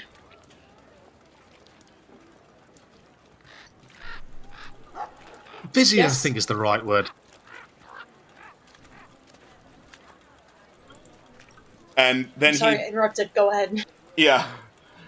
No, I don't think you interrupted anyone. I was waiting for you to talk. But Yes, busy is definitely a word for it. Gotta keep the other patron happy, of course. That was a fun experience. Yes, I can still smell the burning electricity around here. But anyway, if you have nothing else that you wanted to say, I suppose we could get straight to business. May we come in? Right? Yes, absolutely. Come on in. Way. All right. So, you lead Old Ran and the kobold newcomer over to the dining hall. Have a seat. Old Ran sits down. You'll be happy to know that I finally managed to get in contact with the Okiti, though I'm sure our mutual friend Remix Diminata told you as much himself.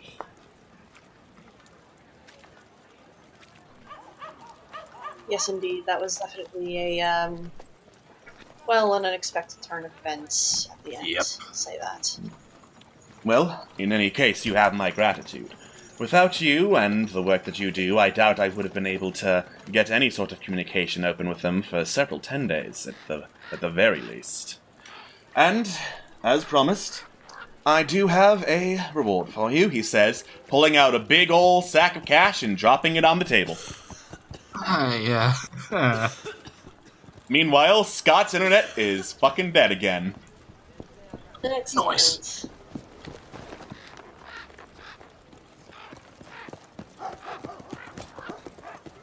So, not going to be, do we want to wait for Scott before we continue? I think That's a we should good wait for idea. Scott, yeah. Alright. Alright. Cool. Cool. And it looks like Cool, on my other very. computer I also can't zoom in to pictures of people unless I cover my mouse over them, which is less than ideal. So, that's great. Great. Excellent. Wow, I love it. Thanks, Firefox. I love this update. It's real good. Oh god, I didn't even notice that was happening for me too. Fuck. Ah, frick, I can't believe we've done this. Damn. Will no browser work decently with Roll20? Will Roll20 ever work? Just period? That's a real good question. Is Roll20 just cursed? It's the whole cat's paw. Roll20 works, but you have to run it in fucking Edge or some shit like that. We have to run it in Opera. Oh god! Oh yeah, baby. Wait, Netscape. Welcome to the life of Scott Ornstein, where we have to use mobile data to play Dungeons and Dragons. It's great. You should try it. Hey. It's Don't. great. It's great. It's great. Okay. Anyway, Old Ren thanked you for getting him a way to actually talk to the Okiti, and says, but, as promised, your reward, he said, pulling out a big ol' sack of cash.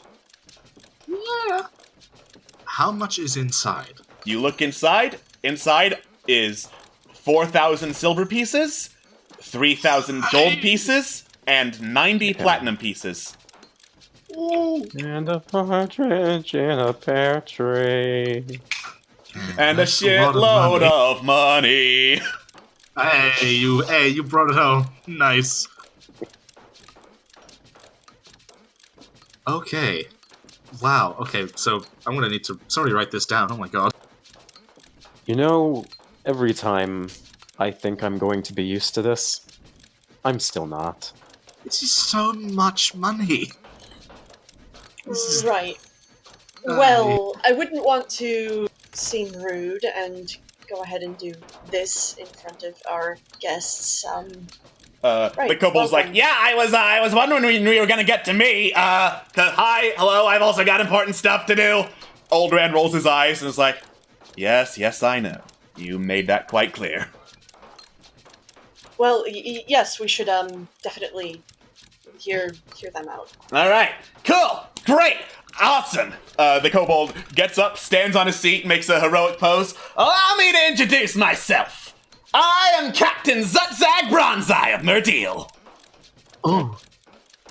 Ooh, I like him. And he just, makes a big ol' grand salute, stares into space, his cape billows in wind that's not even there. That is grandiose, and I'm a big fan. That is... wow. Well met, Captain.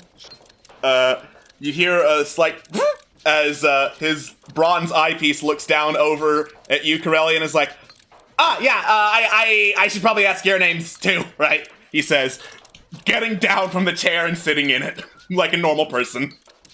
I love him. I like him very much. Trevlon, hi. And Trevlon sticks out a hand. Zutzag shakes it. Malafane Lithos. Pleasure. Likewise, dude. Well, we have two other members of our party who are a little indisposed right now. I'm sure you'll meet them later. Momo and Thavagath, whenever they decide to come down. And, my name is Corellian. Ah, pleasure to see you, Corellian, says Zutzag. Yeah, pleasure to see you as well. Meet you as well. Old man coughs. You said you wanted to get to business. Right, I almost forgot. Silly me, says Zutzag. Anyway, how much do you know about dragons? How much do you know about dragons? Well, that's a loaded question if there ever was one, now isn't it? Yeah. That is a super loaded question indeed. I haven't met Dragons any or- personally. Dragons or dragonborns? Dragons. Stop asking. Dragons. Not dragonborns. Dragons. Can't say I know much, sir. Well, that's unfortunate, cause me and the priestess, I thought she was gonna be with us, he says, turning to old Ran, who just shrugs. Zutzag looks back over. Cause me and the priestess were looking for some people to help us kill one. I'm sorry. Could you repeat that again? Okay, sure, me and the priestess, he looks over at old Ran, cause I thought she was gonna be with us. He did not mean literally, said old Ran.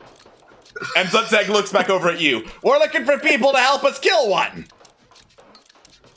Oh. I would like to roll a history check to figure out when the last time a dragon was killed. Okay.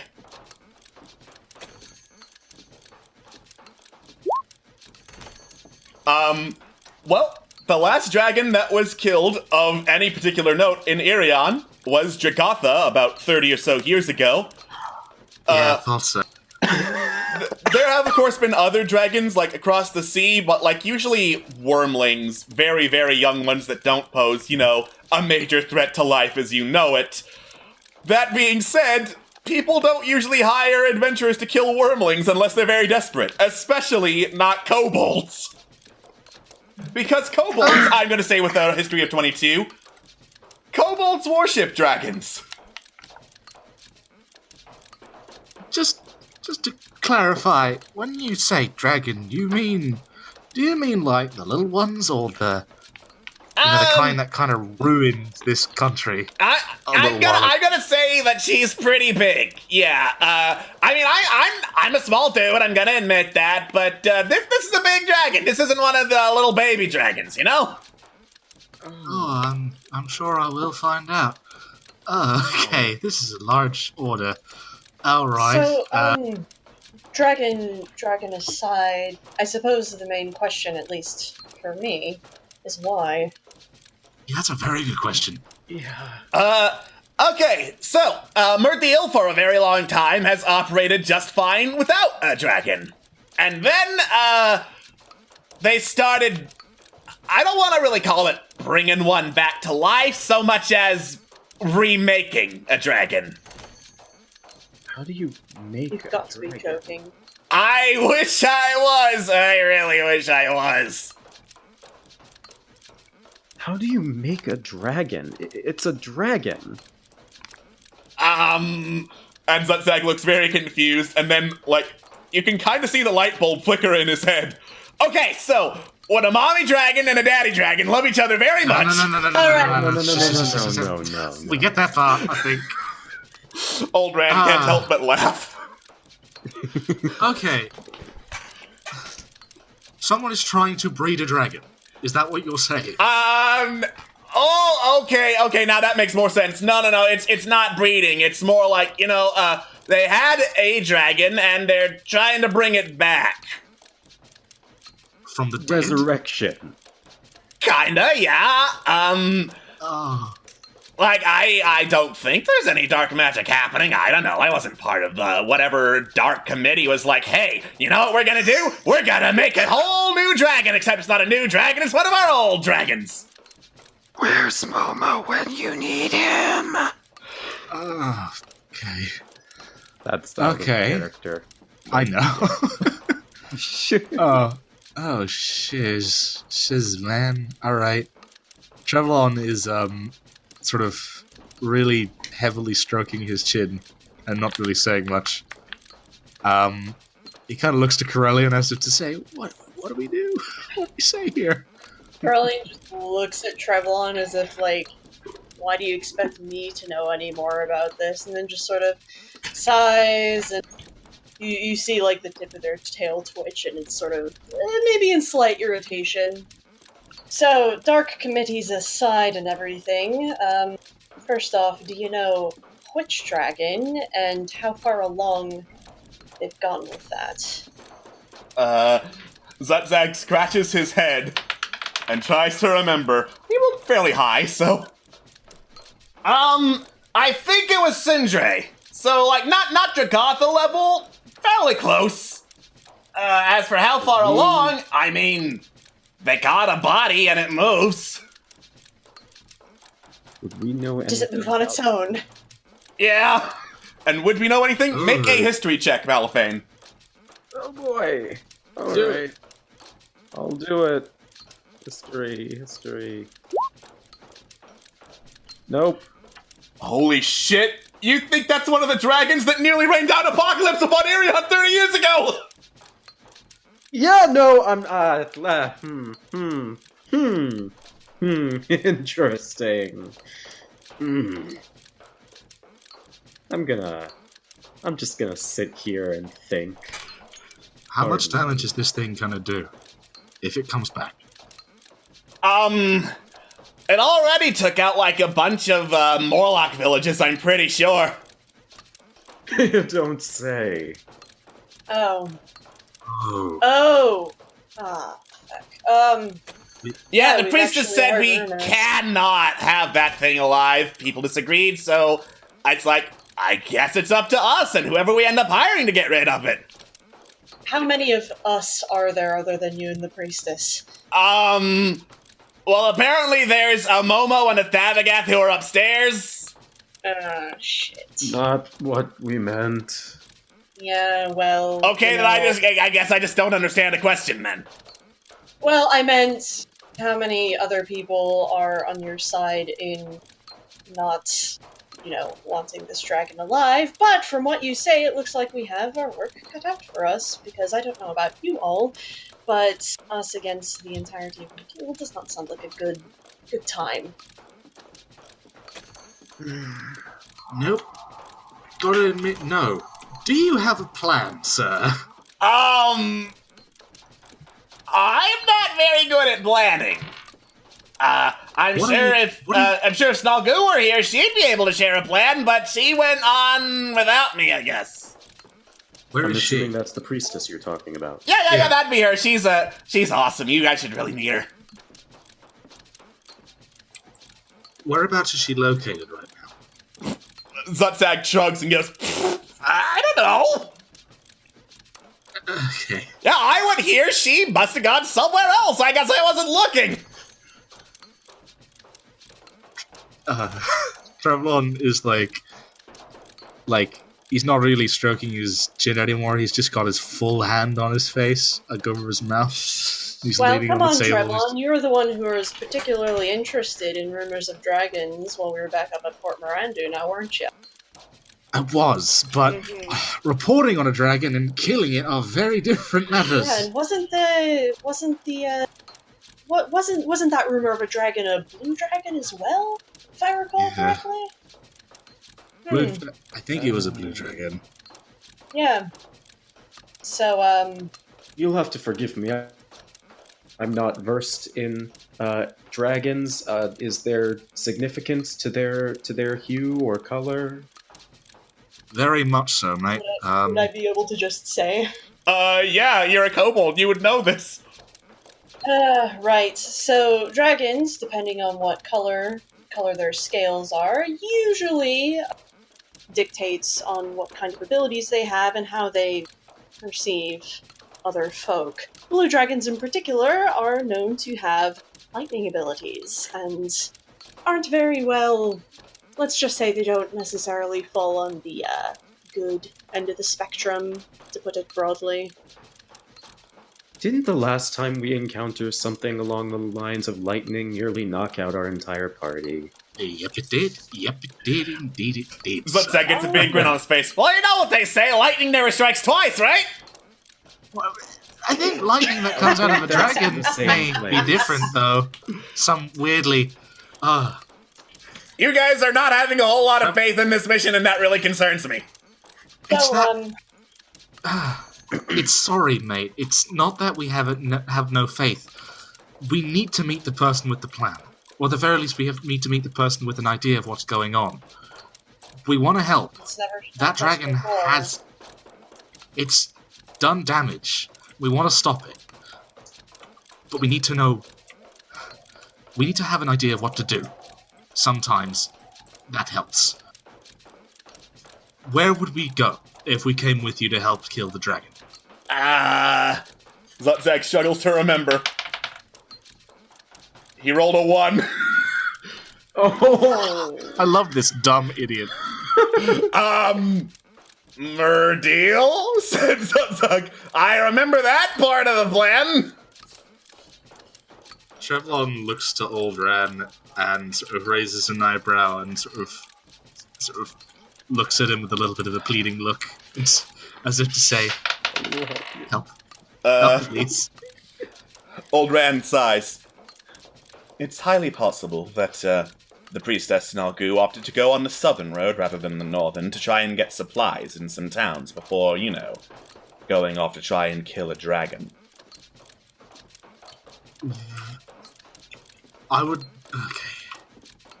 Okay, I'm a combination of things here. I'm very excited and I'm very scared. I want to do this. I do want to help. But I think we should meet and talk to her first before we do this. So, what do you two think? Melvin. Still thinking. Take your time, I suppose. If I may ask, mate, what do the majority of folks in your, who know about the dragon think of it? Because, first of all, you said that you didn't really know who brought it back. Do you know who might? Probably King Zakti. I mean, if anything's gonna have a Dark Council in Merdeal, King Zakti's definitely gonna be a part of it. Let me actually spell that name, because a lot of people have trouble spelling names in Irion for whatever reason.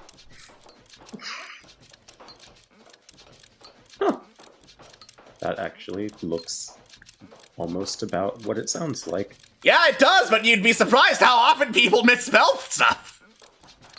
You have no idea. This King Zokti, what do you know about them? Well, he became king a couple months ago, I think. Started getting real...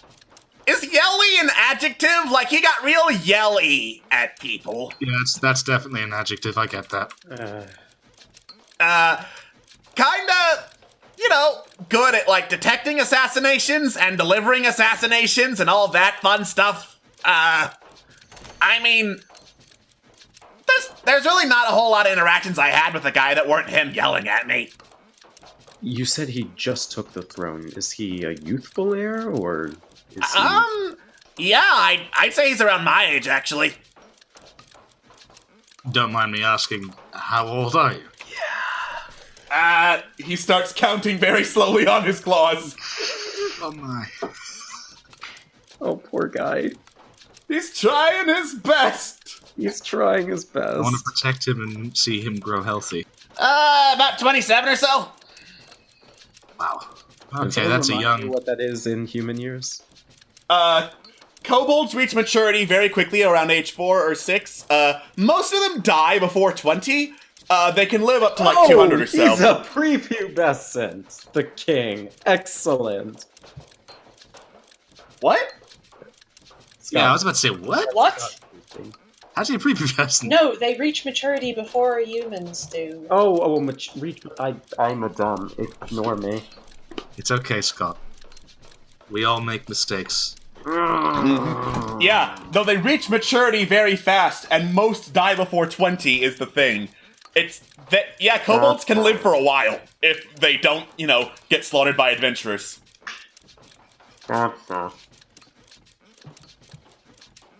So, okay. This is a... Oh, right. Okay, so this is a young king. You don't see too many of those. Not really that young.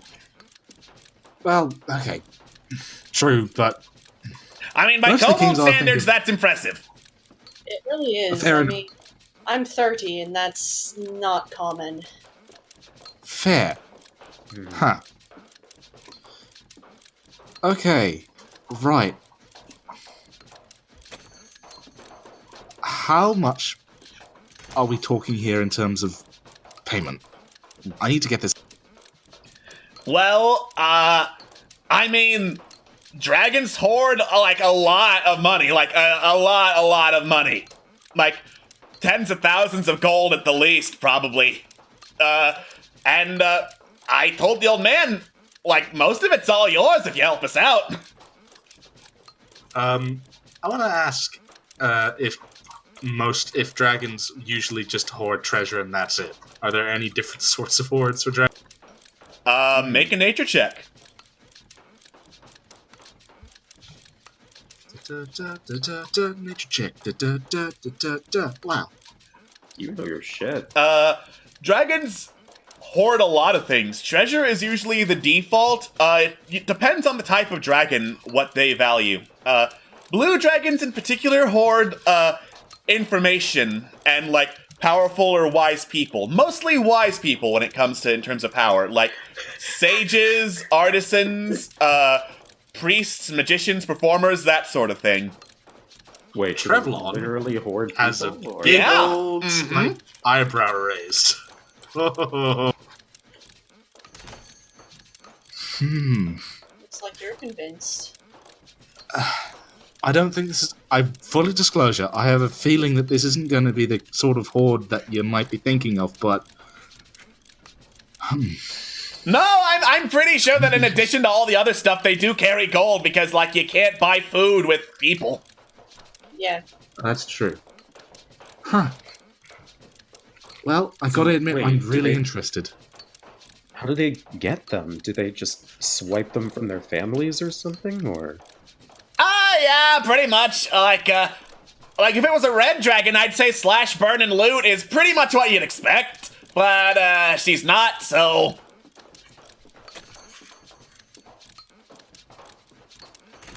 Okay. Does dragon talk much? Never to me. Fair enough. Okay. This is one hell of a mission, and I'm crazy, but I want to do it. Me too. Oh. It's not something I expected. Listen, there's a couple things that I don't think I'll ever be able to see. I'd never be able to see, frankly. One of them was dragons, and the other one was...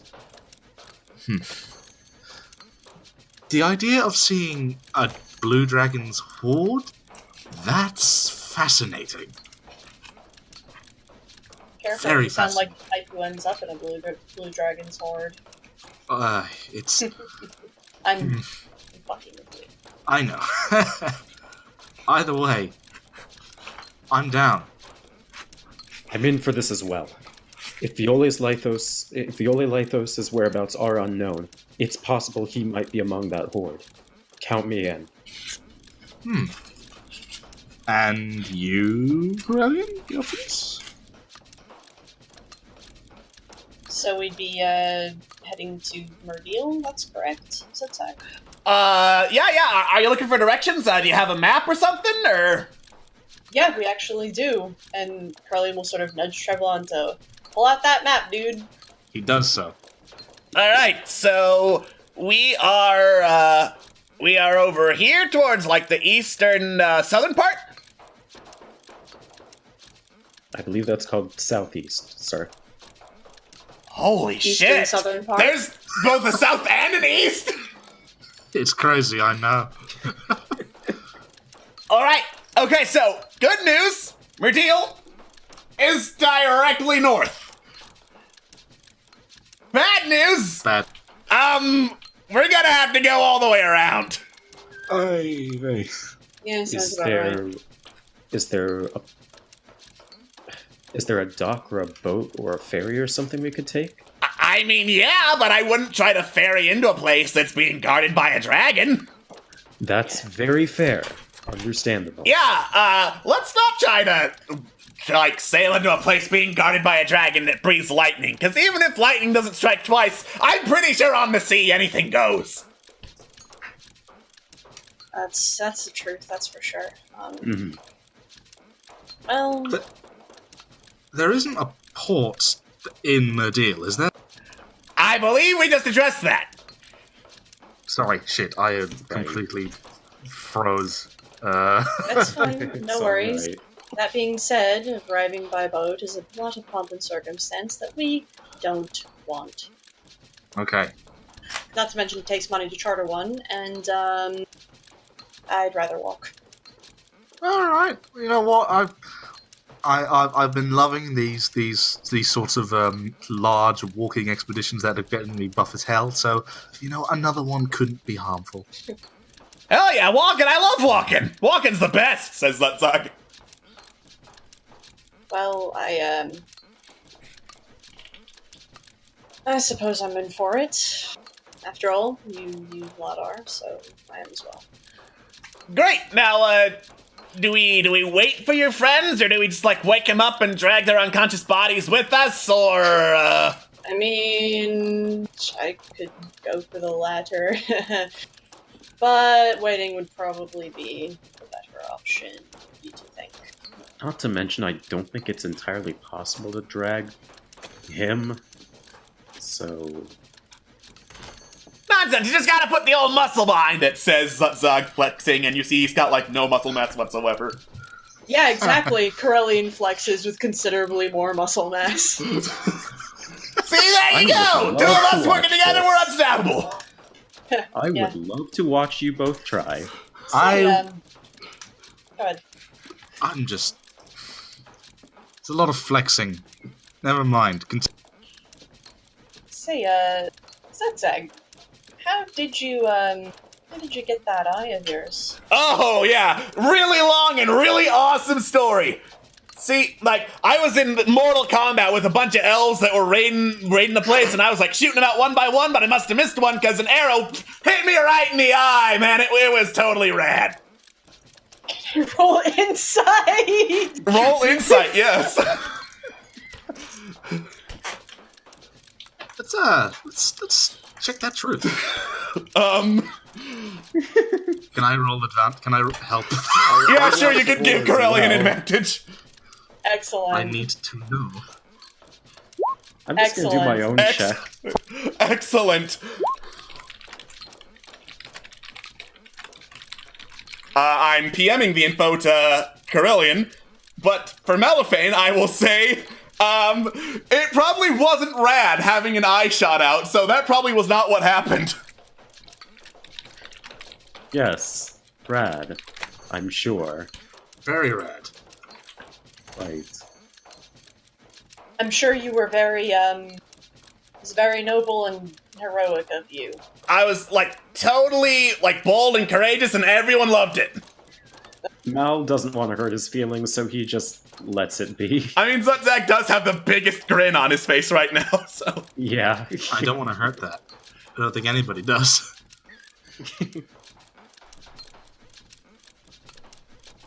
Well, if we're going to wait... Mortal Kombat. What'd you say, Scott? Nothing. Continue. Well, if we're going to be waiting for... Well, at least, even if we are going to drag a lot of them onto the road, we might as well wait for tomorrow. We do have a guest hall that was recently built. You're more than welcome to stay. Old Ran nods. Excellent, excellent. I did not want to sleep in Trevlon's room again, if I'm to be perfectly honest. What's wrong with my room? Well, looked at Trevlon. What is wrong with your room? What? Well, your room is sized for someone who's not of my height, is the thing. That's fair. Oh yeah, it is pretty small. I did try to squat on the privy in there. It was less than comfortable. I am... I'll have a lot of feelings about that, and I'm sorry. I cleaned up afterwards. My God.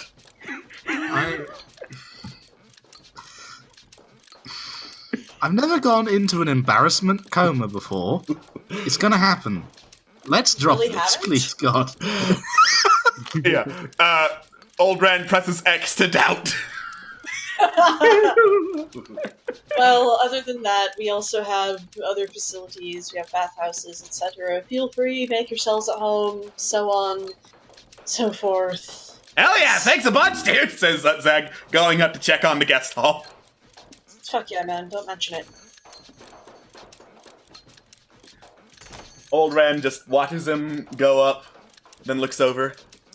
You have my apologies. I wanted to bring the priestess along, but she was very stubborn, and I thought, for a job of this nature, time was of the essence in making you aware.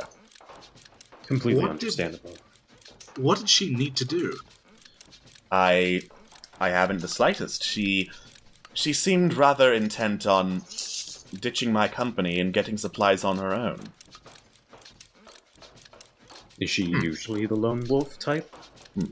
Well, I would assume that as a dragon priestess who does not want to worship a dragon, yes.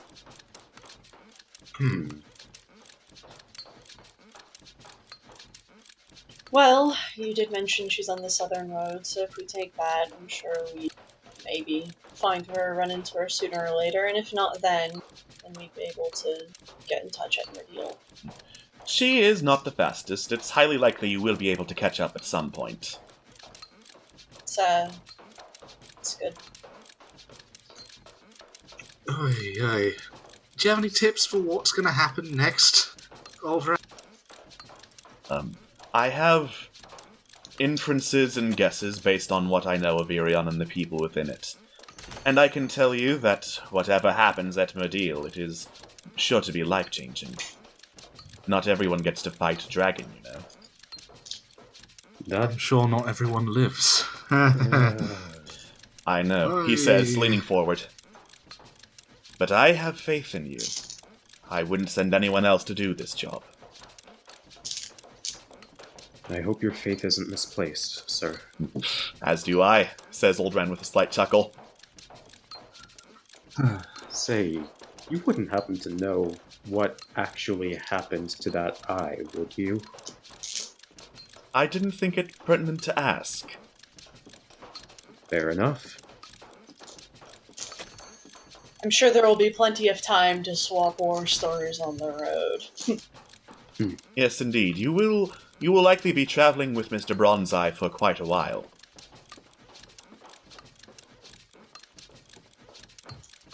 Speaking At of the very which- least, seems like. Oh, yep, go ahead. No, you go ahead. You go ahead. I can wait. He seems. Well, we've had intense folk on the road before, and they've been fun. Gotta say, though, he seems. I have a very good feeling I'm going to like this man. Either way. Yes, I'm sure he and the good Prince Zordan would have gotten along well. The both of them being as quixotic, I believe is the word, as they are. You know, I was just wondering, Boosters? how exactly will he stack up? I mean, you'd have to have a lot of them to stack. But Tish, hey, Yeah, he could. I'm allowed to make jokes like that. Oldran makes a little joke. He could get on Zordan's shoulders, make a mega person of some kind. that would be the most powerful person ever, just to It would be exist. an excellent vantage point. Hey, maybe we can use that to fight the dragon. It would definitely help out with his rifle. Yeah, the rifle. Yes, the rifle. Though I have seen plenty of kobolds using firearms, that is the first of that particular length, make, and model I've ever seen. It's quite possible it's custom made. You think it's his, or I mean, rather, do you think he made it himself, or? It seems highly likely. Yeah, probably. I suppose what he lacks in book smarts, he makes up for with street smarts. Now that's an assumption, isn't it, Malifane? Yeah, just a thought. I mean, hey, if you at least have a craft, then Now, as I was saying a little bit earlier, You will be on the road for quite some time. To Modil and potentially back, assuming that you do not somehow manage to find a quick way out once the job is done. If there is anything you need to do here in Battenrand's Hull before you set out on your journey, I would take the time to do it now. Alright. Keep that in mind.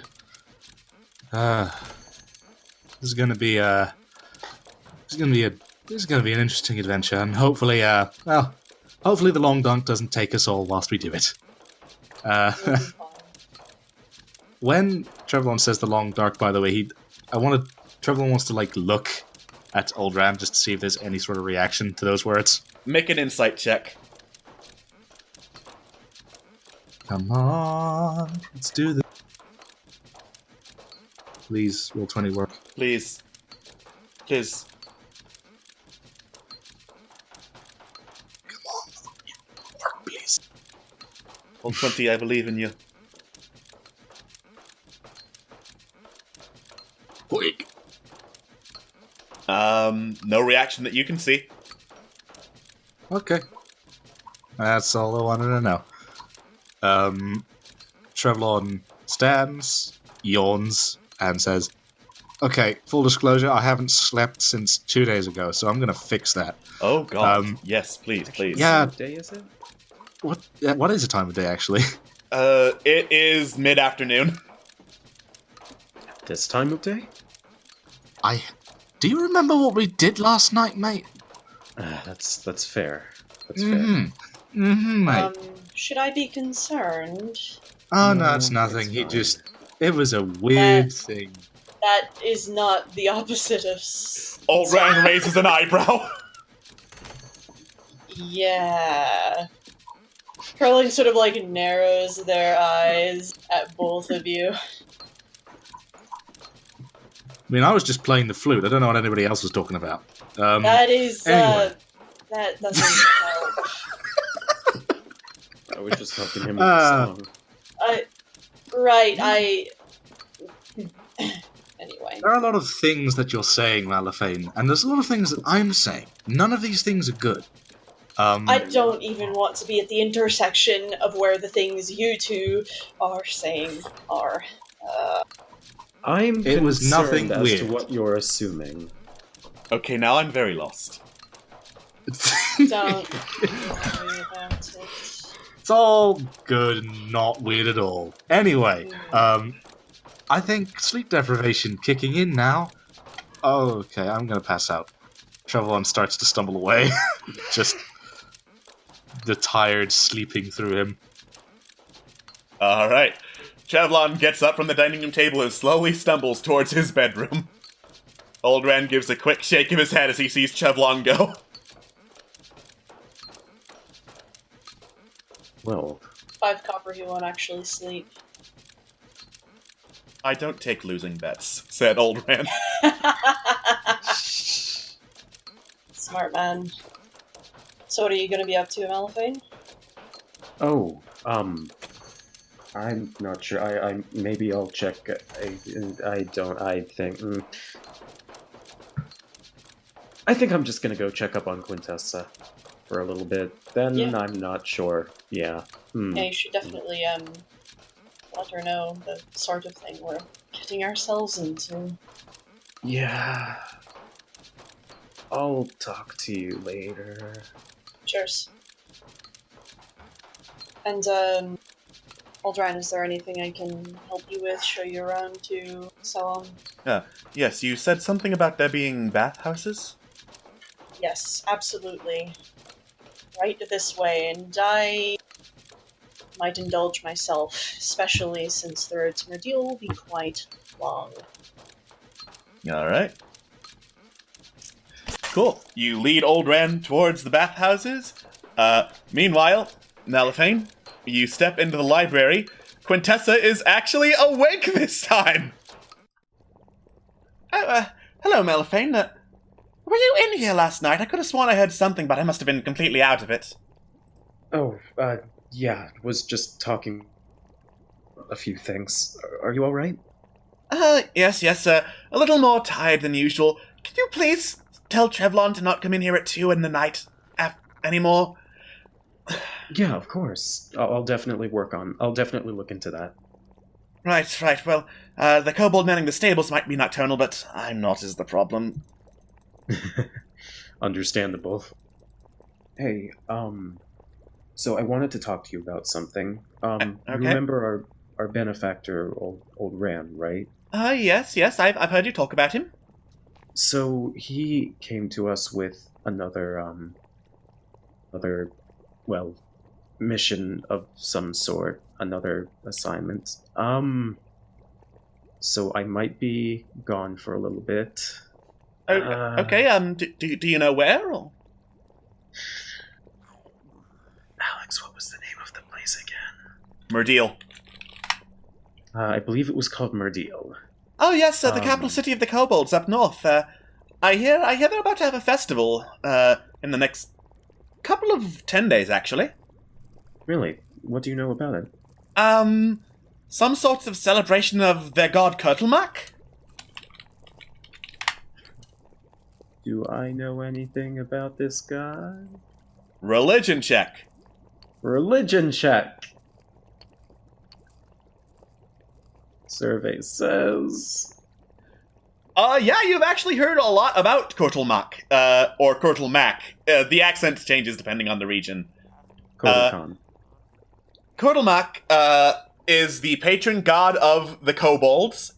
People say he was the first kobold, and one of the worshippers of Tiamat, the goddess of dragons and goddess of greed.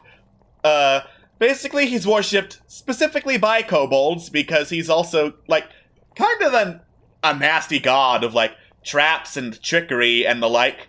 But legends say that he was tricked by Garl Glittergold, the god of the gnomes, into being trapped in a labyrinth forever. And that particular myth is why kobolds and gnomes do not get along, at all.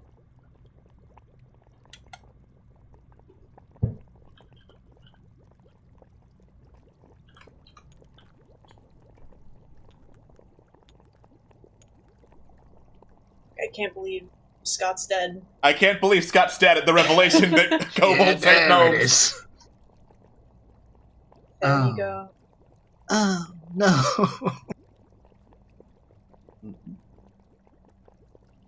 This is gonna be a hell of an adventure, huh? It's gonna be one hell of an adventure. Welcome back. All right. What did you miss, Scott?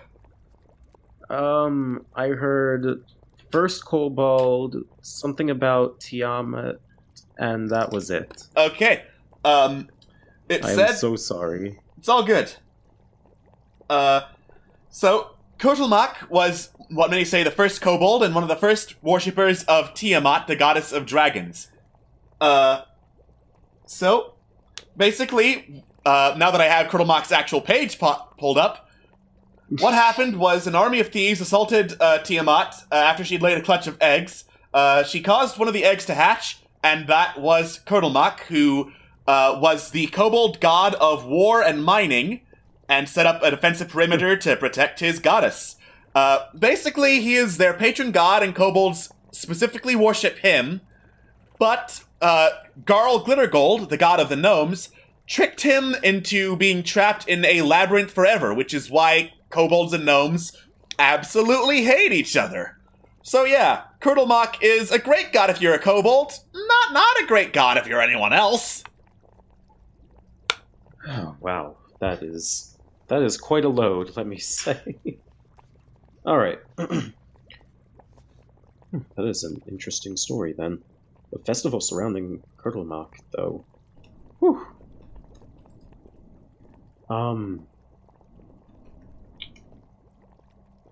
I will say that, well, actually, come to think of it, do you know how long that festival usually lasts? So mechanics-wise, it's going to be there once you get to Murdeal. In character, right. I believe it's a day or so, actually. Huh. Goes by fast. Indeed. Maybe we can try and find something out of that.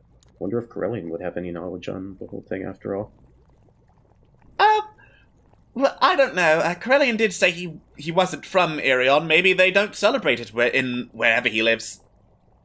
It's entirely possible. I worry about them.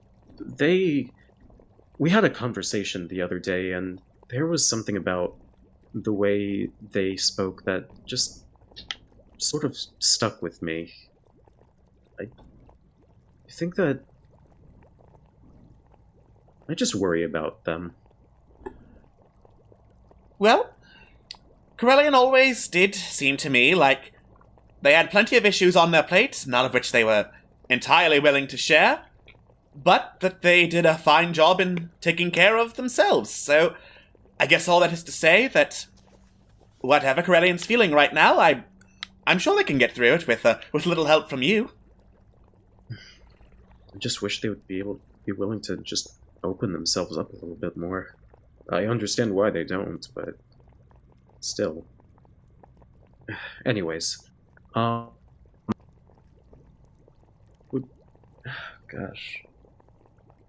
I'm sorry. Would you be interested in just talking this evening before we head out, or? Of course. If indeed you are heading out this evening, then obviously that's the last chance I'll have to talk to you for a while. Medeal is quite a ways away. I think I will absolutely have the spare time. I'd love to, Quintessa. Of course. I'll see you this evening then. It's a date. All right. And you say your last goodbyes to Quintessa before heading off to go look over some construction. Meanwhile, at the bathhouses, Corellian, you're showing Old Ran around. He walks the perimeter, nodding, notices the scorch marks, turns to you. So were you aware that there are resident specters on the lands of Batonrans? He raises an eyebrow. Spectres, you say? Yes, ghosts, undead, so to speak. They seem to be bound to the grounds. One of them was the previous major domo of the house, and another one is not at all. She's a Dullahan. She's a bit of a wild card, a people's person, one might say. I see. And the third? Yeah. Well, from what Major Domo says, it would be Lord Batonrans himself. We haven't had the pleasure of speaking to him directly, but, can't say that I'm particularly looking forward to it. Now, you said directly. Was there a particular reason for that word choice, or? Well, we've all been having dreams. Dreams that are suspicious, well, miraculously shared between the lot of us, which is rather uncommon. And in the dreams, we all see the same keys that are meant to unlock. There's a whole thing with a trapdoor and keys that unlock things holding the ghosts back, so on and so forth. But there's a voice, a gravelly voice, one that grabs the last keys and then says that we should find the rest, and he'll give us power beyond our wildest imaginations. Old Ran slowly nods. If all of you are having the exact same dream, it's likely that it's some sort of magic at play. He holds out a hand. Do you mind if I investigate? By all means, go ahead. Crowley sort of tilts their head at the hand. Alright. Old Ran lays a hand on your forehead, and his eyes kind of go white as you hear this deep, arcane chanting voice from around Old Ran going, and eventually it stops, and he starts speaking, eyes still white. Yes, I see. He's sending a message. He cannot directly say where the keys are, but he's giving hints. You have two. You have the fixed one, you have the one that was underwater. The one with the golden sheen. Lead into gold, classic alchemical reference. The one that's walled off, yes, yes. Of course that would be in the wall, and the one taken by a foul creature. He stops. He laughs. Oh my god, so that's what it means by foul creature. And then he takes his hand off, his eyes slowly regain their color. Yes, well, it appears that is all the hints you will be able to get from the dreams themselves. I, of course, have my theories as to where they are, but if that is indeed something you're interested in finding, I would be happy to assist where I can. Otherwise, I suppose you can just leave it well enough alone and hope the dreams stop. Did you get the impression that he was particularly malicious? I got the impression that he wanted to. Oh my goodness, how do I put this? It's so hard to put into words. That he could be. I suppose he could be much like your other benefactor, Mr. Stormkirk, I believe his name was? Yes. Yes. Well, while Mr. Stormkirk is fully capable of doing acts of evilness, it would seem that for the most part he is more convinced on upholding the law, so to speak, upholding a throne of power for himself. Not unlike Mr. Josiah Battenrance. Thank you very much for your insight, old rat. It's much Of course. appreciated. Also, the way you said foul, you wouldn't Yes. happen to have been thinking of the sewers, would you? Oh, no. I don't think we're thinking of the same foul, let's just say.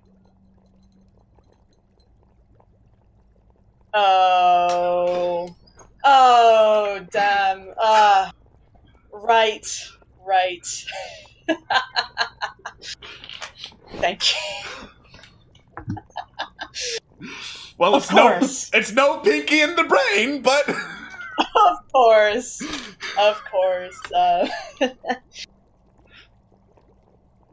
Much appreciated. Of course. I'll probably be around the grounds. There look to be several people who can give me directions if there's anything you would rather be doing with your time. Well, I suppose I should get more things ordered, maybe get the maintenance costs paid up, so on and so forth, etc. What a pain. Actually, one just kind of a how do you find Captain Zutzag, just out of curiosity? Well, I think in his own way, Captain Zutzag is very determined and very loyal to his cause. In this case, the cause is not, as many kobolds would say, the capital city, but rather to those he cares about, the priestess in this particular instance. I find that emotional attachments to the closest thing kobolds have to familial bonds is rather odd, but they are nevertheless there. I am sure he would make for quite a loyal ally, and I would hate to be on the other end of that gun. Hate to be on either end of that gun. Now, are you implying that perhaps he was not shooting his eye out with an arrow? Absolutely not. I would never imply anything of the sort. Yes, of course. Yes, at any rate. At any rate. Well, Enjoy your time, I'll take my leave. of course. Old Ran gives one more quick goodbye and lets you head back towards Battenrance Hall, where you catch up with Malifane. So before we continue about the whole foul thing, can I just say quickly, Armoire of Invincibility. Armoire of Invincibility! Just saying. Armoire of Invincibility, which you sold, I guess. Somehow for some reason we sold that. For money, that was the reason. That was why you Good sold money. because it still was good don't- money. Yeah, I guess. Anyways. Anyways, Corellian and Malifane catch back up at Baton Rance Hall.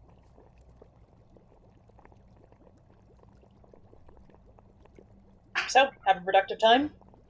I suppose you could say that. Apparently there's a festival going on over there. Something about, the god Curdlemac. Oh. Know anything about that? Well, I mean, yes, how could someone like me not know about Curdlemac? Personally, I am not a worshipper. I throw in my pick with a different god, so Of course. there you have it. Alright. What about you? Just spoke to old Ran. Actually, come to think of it, he gave me some insight about our third spectre, Josiah Baton Rance himself, as well as the potential location of one of the keys. What did he say? Foul creature.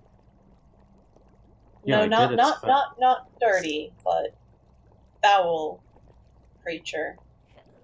It takes him a few seconds, but... Oh.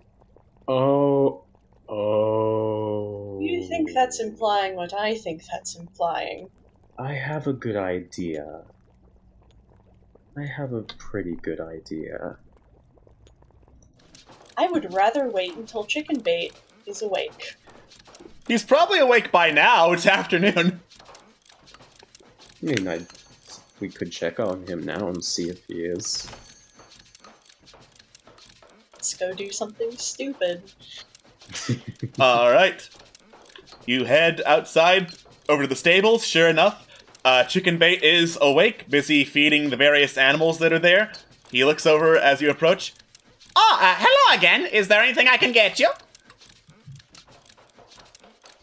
Hi, Chicken Bait. Well met. We've actually had a question. We heard that we're wondering if you'd seen a key of any sort, around the stables, near any of the animals, something like that. Key?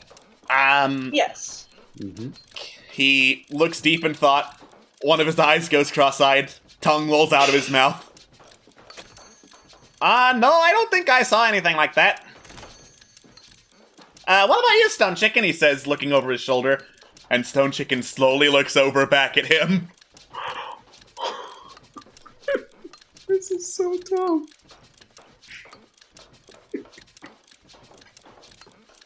Well, any luck? Stone Chicken just told me it's none of my business. Yeah, that's the none of my business look right there. I see.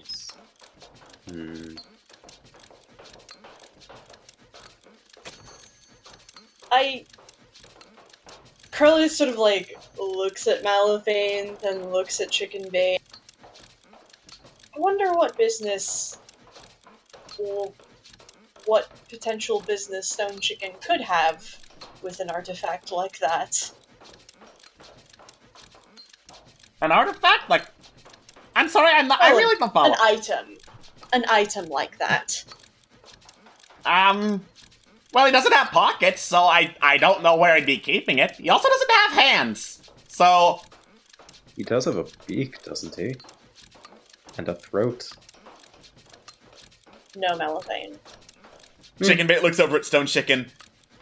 Stone Chicken, were you sneaking snacks again? And Stone Chicken just leans ever closer to Chicken Bait. Donks him on the nose with his beak. Don't you give me that attitude, mister! So is that a yes, or are we going to have to, ask the other chicken? Well, chicken. No, I keep a really close eye on Chicken. Chicken knows what he did. And Chicken just continues to peck at the ground idly. Oh, is that so? Well, In any case, I'm not really, particularly animal inclined, other than Moskai can't really. I'm not really. I'd rather not deal with chicken without having Fabregas here. To put it diplomatically. Yeah, I think that would be something best suited for him. All right. Chicken Bait and Stone Chicken continue having their argument. Stone Chicken pecking at Chicken Bait to absolutely no effect. What exactly did he do? Apparently he's been sneaking snacks again. Silly Chicken Bait, that makes you fat and that makes my shoulder hurt. We've been over this. What kind of snacks does Stone Chicken like? Frickin' anything he can get his beak on. You don't Good think... to know. Go ahead, say it, Mel. Come You on. don't think he swallowed the key, do you? Chicken Bait looks over with one lazy eye. Key to where? There's a number of locks in the basement, and we're trying to get in there. Oh, okay. Says Chicken Bait. I mean, I can check. Anyone want to help me hold Stone Chicken down? Sure. Slowly looks at animal handling score. Absolutely, I'd be more than happy to help. Just tell me where to put my hands, and then I will close my eyes and look away. All right. Actually, yeah. One of you make an animal handling check with advantage because Chicken Bait's helping out. So, if you were to numerically classify your ability to handle animal, would it be greater than, say, 2? By 1, yes. Well, in that case, go for it. Okay. Oh, Mal, I can't believe this is the episode where Mal dies. All right. Chicken Bait pulls Stone Chicken off of his shoulder, sets him down on the ground, and directs you, Malifane, to hold the wings down. You do so, but you approach from the front, and the Stone Chicken flails around and pecks you in the face. Ow, Alright. ow. So- Okay, ow. You take 5 piercing damage, and I'm going to need you to make a Constitution saving throw. Oh no. First I'm gonna just bring that down to 2 points instead of 5. Also, you get a +4 to saves. Oh, Because I'm there. Okay. Oh. Okay, yeah, wow. With a 23 total, you are just fine. It's just a scratch. Just to see it. Oh, he is feisty. Yep. Yeah, he's not really used to new people. Even though by now you're not a new person. And Stone Chicken just yells and screams in its own awful chicken bat lizard noise making way before finally it starts going and hawks up this spittle and drool covered key. Yep, that'll do Nice. The one person with their claws free will just sort of like reach in and yoink it, and then back up real quick. Okay. So when you said anything, you literally meant anything. I mean, yeah, I'm not sure why you thought I didn't mean anything when I said anything. Why would I lie to you? I didn't think you were lying, I just... Also, Corellian, make a Constitution save. Excellent, absolutely. 17. Cool. It's covered in cockroach drool, but you are just fine. You just give it a shake and get some of it off. It's still stinky and sticky. Wipe that off as quickly as I can on something disposable. Just on the grass. Yeah. Just out of grass. Okay, have fun unlocking the door thingy. Thank you, and thank you for your assistance. Yeah, of course. All right. So, that is 3 out of 5 keys in your possession. Oh boy. Our heroes have received their quest, have received progress in their side quest, and are presumably getting ready to head out to fight a dragon soon. Where will they go next? We'll find out on the next episode of Dungeons and Douchebags Fallen Empires. We will see you next week, kind of. Obviously the kobold plot might involve the kobold player, but Atlas has a prior engagement, so we'll be doing a separate adventure next week for Camp Streamix, but the week after we will return to Fallen Empires. We'll see you next week, everybody! Tune in, I believe, this Thursday's Cursed Throne and Friday's Tomb of Annihilation. Bye-bye! Bye! Bye, guys. You okay? The whistle represents my fear of dragons.